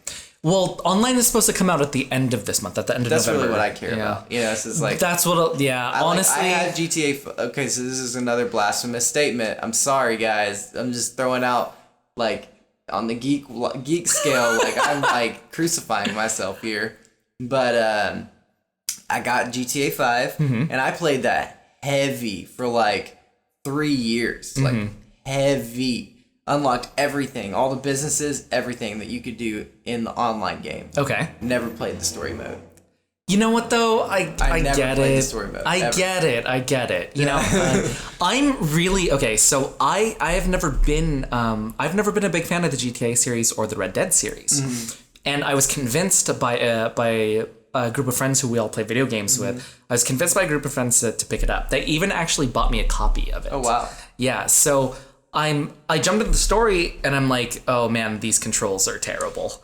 And I'm sorry to say that, but to be honest, Rockstar controls do take a very long time to get used to. That's true. Their driving controls are incredible. Their people controls are not the strongest. The aiming's pretty good though. You just aim. You will not like aiming in Red Dead. Really, it's not where you can just quick aim and you can quick aim. Go up a little tiny bit and it hits them in the head. You can do quick aim, but here's the problem. Aim is also the way you talk to people. Oh God. So at times, a lot of the times, you accidentally point your gun at different NPCs, and there's a reaction to it now, and you miss out on certain things in the game because they reacted negatively. Times out. Yeah. Exactly. Yeah. So having aim and talk as the same button, probably not the smartest layout. But I do appreciate the game for what it is. Right. And I'm literally playing through story mode because my friends want to play online, and I just need to understand the controls. I don't care. I don't really care about the story. I just need to be okay when we get online. That's true. Yeah, and I'm terrible at online games. Really? I love playing them. I'm terrible at them. Really? Yeah. I love them, dude. I actually usually do pretty good just because of my completionist. No, I'm the worst. I've got all the shit coming into the game, and then it's like, I come in and I'm just like, all right, what's up? I'm the worst. And I'm really friendly with people and I help them. So it's like I've always had good luck with online games because I'm always like I'll point out things that someone may not know. So it's like even if I have a bad group, I might be able to give them pointers that makes it into a good group. And then we're chilling. Like it's not so bad. The last online game that I heavily played was The Division. Okay. Yeah. Tom Clancy? Yeah. Which a lot of people kind of got out of because it got kind of bullet spongy and it was a little bit repetitive. But I had enough friends who loved it that like I just kept playing with them. Yeah. And it was a really great experience. I'm waiting for the second division to come out as well now. And so that's my big one for next year. There's a lot of games coming out right now. Yeah. Like, what is your favorite game that's coming out right now? Oh my God. You can have like three to five. But no more than 5. Oh man, limit it a little bit. Okay, there's so many games coming out. I'm big on. Have just came out because there's a couple that just came out that are big games. Yeah, so I'm man, this is tough. So Red Dead is slowly becoming a game that I'm very much enjoying. I didn't think I was going to enjoy it. I'm actually enjoying it. Okay. The Pokemon Let's Go series as well. Like that's what I was really looking forward to. Super Smash Brothers Ultimate is another one. I love Super Smash Brothers as a fighting game because it is so accessible. Because the most you really need is 2 buttons at the same time, and that is it. Right. As opposed to something like Street Fighter or Tekken, where you have to have those strings. Right. And it's not accessible to so many other people. Calibur's coming back. See? That's another one too. Coming back. Dude, I used to play the shit out of that game when I was younger. Like, especially in middle school, like, that game so much. Yeah, and then I love indie games too. Oh, really? So they announced Wasteland 3, and if you're familiar with Fallout is the spiritual successor to Wasteland. Really? Yeah. So if you've ever wanted, play. I highly recommend playing Wasteland. And is it like the original Fallout, or like where it was like on a, you know what I mean, like 2D? Where yeah, exactly. So like how Fallout 2 was is exactly how Wasteland is. Yeah. So Wasteland came out and the Fallout series came out, and there were a lot of different nods to Wasteland itself. Great game. Interesting. And then gosh, I think that's basically it right now. Yeah. That's awesome. Yeah. Dude. And like just like tiny indie games, like I'm on Steam. I'm playing like Chroma Squad right now. I'm playing Galaxy. Do you play on PC or? No, I have a terrible Mac. Oh, okay. You don't want to play on that. You don't want to play on that. You know, and that's why I play like simpler games. Like Chroma Squad is like a third-person strategy game. Kind of like how Advanced Wars was and things like that. You should get a PS4, man. I have a PS4. Oh, you have a PS4? Yeah, I do. I have a PS4. Bro, start getting some PS4 games. I know. I'm the worst. Game. I never use it. Just don't play Fortnite because I'm not down for that game. I'm not down for it. I supported Fortnite when it was just going to be like base building and shooting zombies with your friends and all that. I played it in the beginning and I played the whole campaign storyline. Yeah, and then when it got to PUBG and when it got to like the 100, I'm not. Yeah. I don't have enough time to do that, and I'm already on my phone enough. Yeah, exactly. You know, like I'd rather not do it. Yeah. Like I just don't care about it competitively. Like that whole like. It's a lot. The only goal is to be the last one standing. For me, it's just like, meh. I mean, I kind of live my life like that with the whole survival and like making sure I'm good and living my legacy and doing things right, making those right decisions every single moment so that you come out overall the winner. It's like, I don't want to do that in a video game. I want to turn my brain off and relax. Yeah, like video games has a bit of that escapism. You know, like you're supposed to be able to immerse yourself in that world, and it shouldn't be touching. Well, it can touch real life stuff, but if you don't want it to, you can just play another game that doesn't touch real life stuff. But see, on the same token, though, like I love. Okay, so I've never liked. That's probably why I've never liked PvP. That's not a thing I'm down for. Okay, so we are on the same page for that. I like shooters like Overwatch. And yeah. So when I want to clarify this. Hold on to that Please. thought. But I do want to clarify when I say I don't like PvP. For those of you who don't like hate me in the comments. I mean, I don't like games where that's not the primary reason you're playing. You're in an open world. It's like an MMO. You're in an open world game, whatever, like some sort of online element. And there's a story that's the focus. And then people are killing people on top of that. If it's a game like Overwatch where the point is you're 6 people, go in, your team attack, go for it. Well, that's different. Yeah, there's an expectation. Yeah. Not matched PvP. I don't like open world PvP. Let's go with that. World of Warcraft ruined PvP for me. Oh yeah. It absolutely ruined it for me. When I was just trying to run to the next obstacle and all that, and I wanted to play by myself, there was no way to. Yeah. Because there was just somebody in the bushes just trying to gank you at that point, right? I love playing PvE. I think, you grab a few friends, you play against the environment. I don't have time to get good or better than other human beings. And if you want to, you can do the battlegrounds. Exactly. You can go seek it out. Exactly. And like I do too many things in the day to compete with a 12-year-old that doesn't do anything, right? Exactly. And I don't want to be mad at children when I'm losing to them. So I'm like, okay, I'm just not going to put that on me. Yeah. Right now, and you also don't want to deal with that stress. Yeah. Because I don't understand why people say. I mean, maybe it is for them. I don't see how it could be. But they say that it's a stress reliever. But it's like, how could that be a stress? Like you're putting yourself mentally into a war zone, into a survival state. Like even though you're physically just sitting there on the couch, your brain is going into survival mode because your brain is simulating that you're in that life, so that you can make decisions in real time. Like competition is healthy. But we want to use the word healthy specifically for this because if you do something too much, then it becomes unhealthy, right? It's okay to want to compete. People are addicted to that feeling, actually, because what I was just talking about, like that survival mode, like it being real, you kind of have that fear in Fortnite. You get landed, you're like, everybody's around me, like, what am I going to do? What am I going to do? It's fear in a safe space, right? Do you think people like are addicted to that to some extent? I mean, I don't want to make that call for that might addiction. make sense actually why the game is blown up so bad, because that is like a euphoric feeling. Oh yeah, like in small doses. So like that would make a lot of sense, I think. I think games like PUBG and Fortnite really distill competition and being the best of the best into its purest form. In the sense where there's 100 people on this map, I can make alliances, I can not make alliances, and no matter what, as long as I'm the last one here, I win. Yeah. I am lording over these 99 other people, right? Yeah. It's distilled competition into its best concepts and its worst concepts, right? I never really understood that, right? Like I actually, okay, so I played Counter-Strike competitively when I was much younger, right? And that was something that became very toxic very quickly. And with that competition comes toxicity.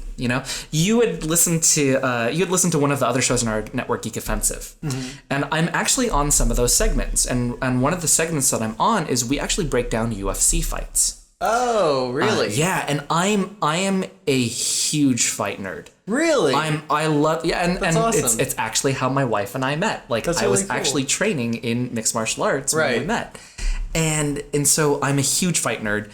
And I love fight sciences and just how to be more effective.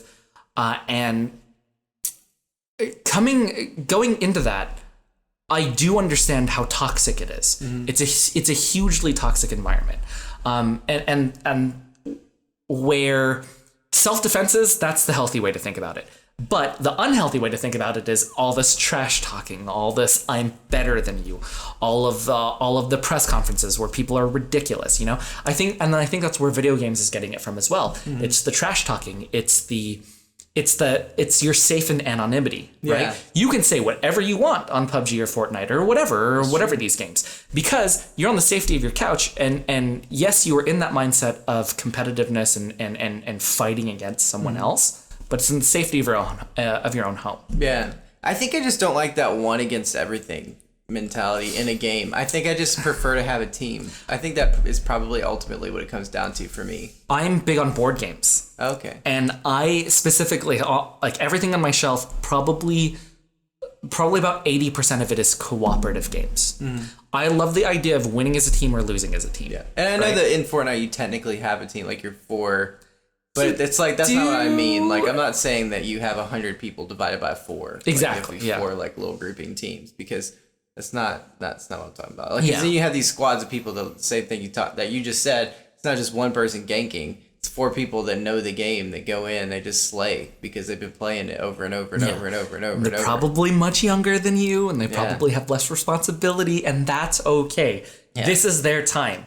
10 years from now, they're going to be complaining just like we are. I used to be really good at games. Like, I mean, I still think I'm pretty good at games. Yeah. Oh, I'm outright terrible. I'm actually pretty good at video games in general. Like, I just, the way that my brain works, like I'm good at finding the core, like how this structure works, pattern recognition and all that as well. Yeah, and then breaking down the efficiencies of how to make it work for me. Like, my brain just works that way with pretty much anything. So video games, I think that video games actually well emulate reality. And I think that if you can master getting good at video games and like getting to the point where you can literally load a game up, play for like 5 minutes, and then get pretty good at it, like get the mechanics down to really start getting into it, you know? If you can get to that point, you can pretty much master any situation in your life. Not to say that the inverse is true, where if you can't, that you're going to be bad at that life. Like, obviously that's not a thing, but being able to do that, if you train yourself to be able to do that in video games and you carry that over to your real life, it really does help to be able to have that fast cognition of like being able to make those decisions split second and really think of things from the bigger picture. Because in a video game, you're forced to think, how is this decision going to affect the end of the game? And you're constantly thinking about that. How is this going to affect the end game? How is this going to affect my boss battle? How is this going to affect my character as a whole? People make decisions oftentimes in the moment, in this illusion that they're going to do something now and it's not going to affect, that they're going to wake up tomorrow and it's going to just magically be gone. Like, that's not reality. And I really think you're delving especially into like the educational aspect of video games. Where in the next 5 to 10 years, we're really going to see a push in these AAA video games on these AAA titles, really start focusing on what skills, what practical skills they can give out to people who are playing. Even Assassin's Creed is doing it. The Discover mode is beautiful. Well, and Assassin's Creed on the stance of historics. Yeah, and that's what the Discover mode is. There's no fighting. It's not even the real game. The Discover mode is literally a tour of the place. So if you play in Origins, it gives you literally walk by walk tour of ancient Egypt at that time period in history. Walks you through where everyone is, who everyone is, everything. Yeah, this one's ancient Greece, same thing. And in the next 10 years, you're going to be seeing that a lot more. And that's Assassin's Creed. That's a game where literally, you sneak like up and you slash people's throats. And they've added an entire game mode where you go and you have a guided tour of ancient Greece. Well, I even read that a lot of the times that you're murdering people in the Assassin's Creed series, these are people who had died right at that time. Yeah, exactly. Yeah, they make it so that you're like the reason. Yeah, you're the puppet master at that point. And then you look back at it, you're like, oh. I was like, that was me. They just released this new mode where you get to play. I haven't been able to do it yet because I restarted my game to play as Cassandra for the live stream that I'm doing. Oh, cool. Okay. Yeah, so I had already put in a lot of time with Alexios, but then I restarted as Cassandra, the female character, to kind of play that storyline through because she has different choices and different perspective, and she just sounds better, honestly. She's a better voice actor, the character. No offense to the guy that did the Alexios, but it's like, I don't know if it's the guy that did it or if it's the editors from the audio engineers. A plethora of things. But it doesn't sound like there's like any punctuation. Oh wow, that's weird. Yeah, so it's really weird. But that game is really amazing, and I've been playing it through with Cassandra. But eventually, I want to play the new mode that just came out where you can be Leonidas, And you can actually let the events of the 300 play out, or you can change them. And I want to see what that means. Yeah. What does that mean? What happens if I change the event? Like, that would make me play through twice. Win? Yeah. Does that mean that I can make it so that change history? Does that mean that when I go back to my save, that like the Spartans won? Because like that really excites me. Like, yeah, right. Like really excites me to see how history could have changed and I guess like one game's perspective. Yeah. I think that'd be really fun. And I actually have an idea for a game. I talked about this on another person that kind of works in the video game industry. I have an idea for a game where I think it would be fun to have like an open world, and kind of like Assassin's Creed, Skyrim, like that kind of a big, massive world exploration type of game. The kind of game I'm into, where you complete things and stuff. Okay. You could have factions, that whole thing. The factions would be like, let's just say like America, Canada, like the countries are the factions, right? And then maybe like some of the countries group up. So like maybe it's North America is like a faction, right? And so the whole point of the game would be you would pick a faction, right, and to create your character, and you would be able to go back in time and like literally go back in time and change events. Okay. So there would be these key events, and we would constantly just like do a bunch of history research and like constantly like weekly be putting out a new event, right? So you could do any event that had come out, but basically the goal would be like every single week there's a new event that you can do. So like, oh wow, maybe this week you can go back and kill Hitler. This week you can go back and stop the Kennedy assassination. Yeah, that's actually what I was gonna say. Yeah, you could. I mean, gosh. Like you knock on his door and you kidnap him and then he doesn't end up dying. Yeah, or like you could affect the Jim Crow laws in the South. You could, but like there's a bunch of like that. So like we would come out with these key events, right? And then you would like be able to go. It would, as soon as you finish the event, you would go back to the modern day, which would be like a sandbox real time thing. And basically, depending on who controlled, it would be based on like who controlled the area. Based on who did the missions a certain way. So like maybe this faction says we want to kill Hitler, but this faction says, well, we needed that to happen in order for like the UN to be created and like peace to happen. So we need that tragic event in order for everything, for butterfly effect, right? And then maybe these people are like, oh, well, we want to do something completely else different or whatever. Like different combinations, different choices you could have, and the different factions would represent those choices. But the main game, the actual real world, when you come back, it would have an algorithm that, let's say, like, between the three of it, like me, you, and Mary Alita, right? Okay. Like, let's say we all, well, there would be three choices. So, like, let's say there's 5 people. It would be the greatest denominator, right? So, let's say 3 people picked that they want to kill Hitler. One person said they wanted to save him, and another person just went off and said they wanted to do their own thing and just experience life during World War II. Okay. Right? So that's like explorationist, attacker, and defender. Right? And strategist. Yeah. Defense. So that's actually all 3 types of things that are in a video game. Interesting. Right? And then let's say 3 of you chose to kill him. So whenever the mission is over, we all go back to the real world. It would be a live thing. So like every time someone did it, if it changed, you would actually see the world like change. Like it would re-render like some kind of loading screen. Oh, wow. It would actually change wherever you're at. But like, let's say the attack win, then you come back. The real world, which would be an open sandbox for everybody like GTA Online, would be a world that emulates Hitler being dead. But then let's say 10 more people go back and then they keep him alive. Then it re-emulates and then it goes back to what the world is right now. And then maybe enough people, like, they go and they explore instead of getting involved at all. And then you have, like, this crazy other completely different timeline that's, like, completely, like, off the top of a writer's head or something. But you would be in that world in, like, this weird, like, fun, like, futuristic, version of the world where you could, like, go and travel and explore and do these things in current day to help lead the fight forward, or you could go travel to the past and do these events to change the world as you know it. Oh man, I would not envy the dev team that would be making that, but it sounds like a lot of fun. Would that not be the best thing It ever? would be very cool. I mean, honestly, once again, if we could see that in the next 10 years, that would be amazing. I want to play that game. Yeah. Like, if we get some good AI, maybe I can talk to the AI and tell it to make it for me. That'd be... Dude, that's actually a thing that they're working on right now. It's called Visual Design AI, and it should be out like either by the end of this year or next year. It's a real thing. Like I was watching a bunch of videos and reading a blog about it today. Today being, what is it, November 13th. So as of November 13th, 2018, they were talking about like visual AI where you could literally like talk with it and it. Oh God! And it narrates. It was a visual illustrator. That's what it's called. Or audio illustrator. I don't know. Basically, it was saying like you could talk to it, and then it would like basically come up with a concept for you. So like for video, it was made for video. Like remember earlier we were talking about like the sunrise comes up and then the speed ramping or whatever. I would actually say that, and then it would show me that. Render it. Yeah, it would render that in real time and so show cool. me what I'm talking about. I gotta look it up now. Yeah, it looks really cool. Nice. So I do think that we're starting to get a little bit into the late zone here. I don't want to keep you too long.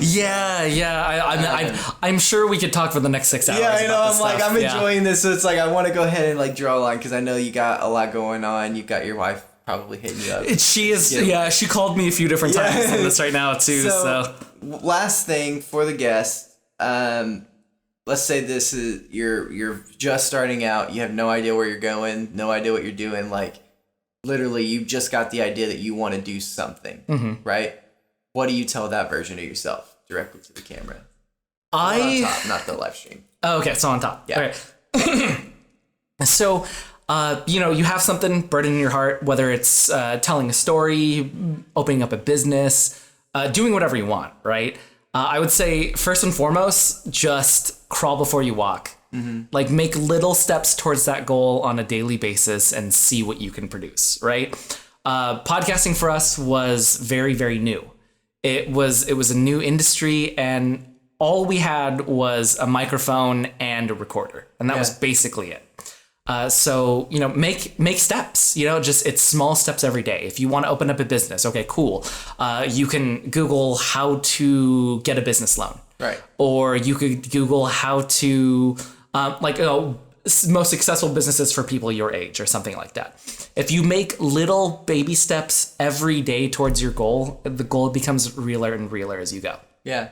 I love that, man. Yeah. Awesome. Well, where can people find you? What's the best place to find information about JPG? So once again, I'm JPG. I am the owner of the Geek Say What Network. If you want to check us out, our website is geeksaywhat.com, and you can find all of our podcasts on Apple Podcasts and Google Podcasts. As well as your website. As well as the website as well, yeah. And then, we have... So if you want to hear me specifically speak, I'm on the Set Geek podcast.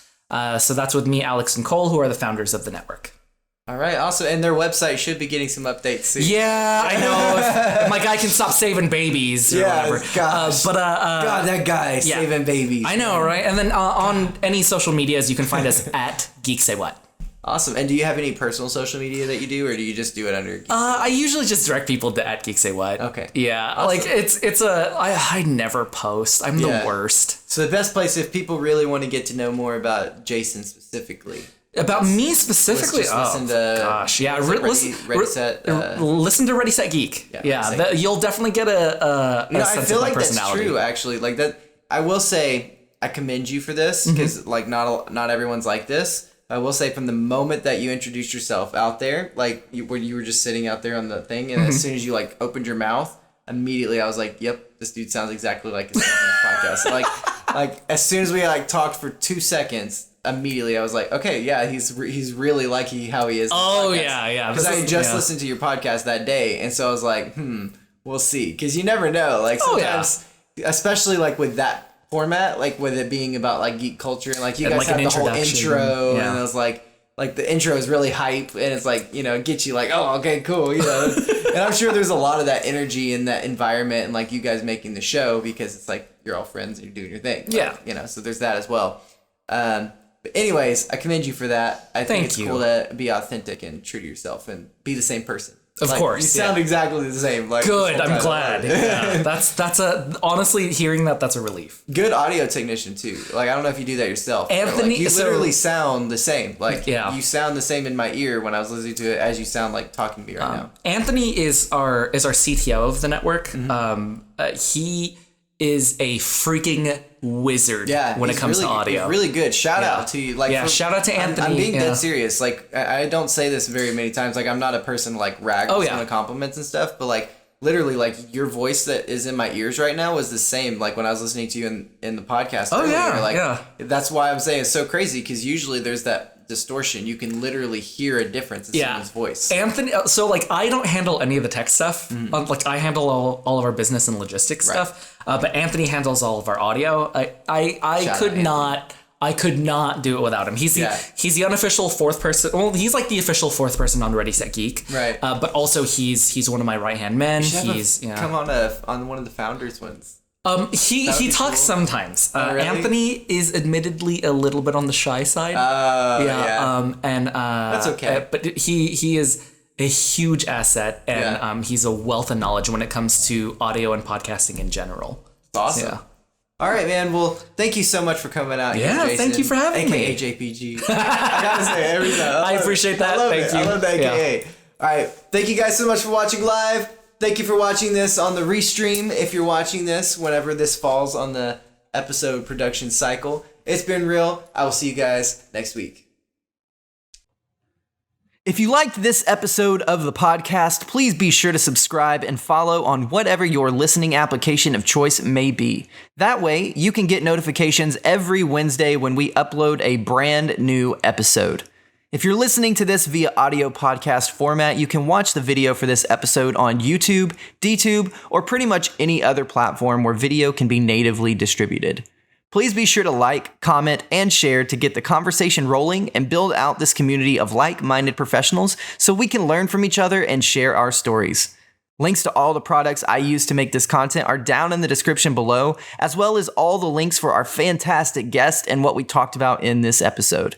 If you would like to further show your support for the channel, you can find out how you can be a direct supporter on Patreon or Anchor in the description below, or you can make your way over to shopmichaelbisbell.com and get yourself some awesome new merch from our collection of designs or one of the digital tools to help accelerate your own brand forward. Thank you so much for listening to another episode of The Wednesday Wanderer. I look forward to seeing you back here next week.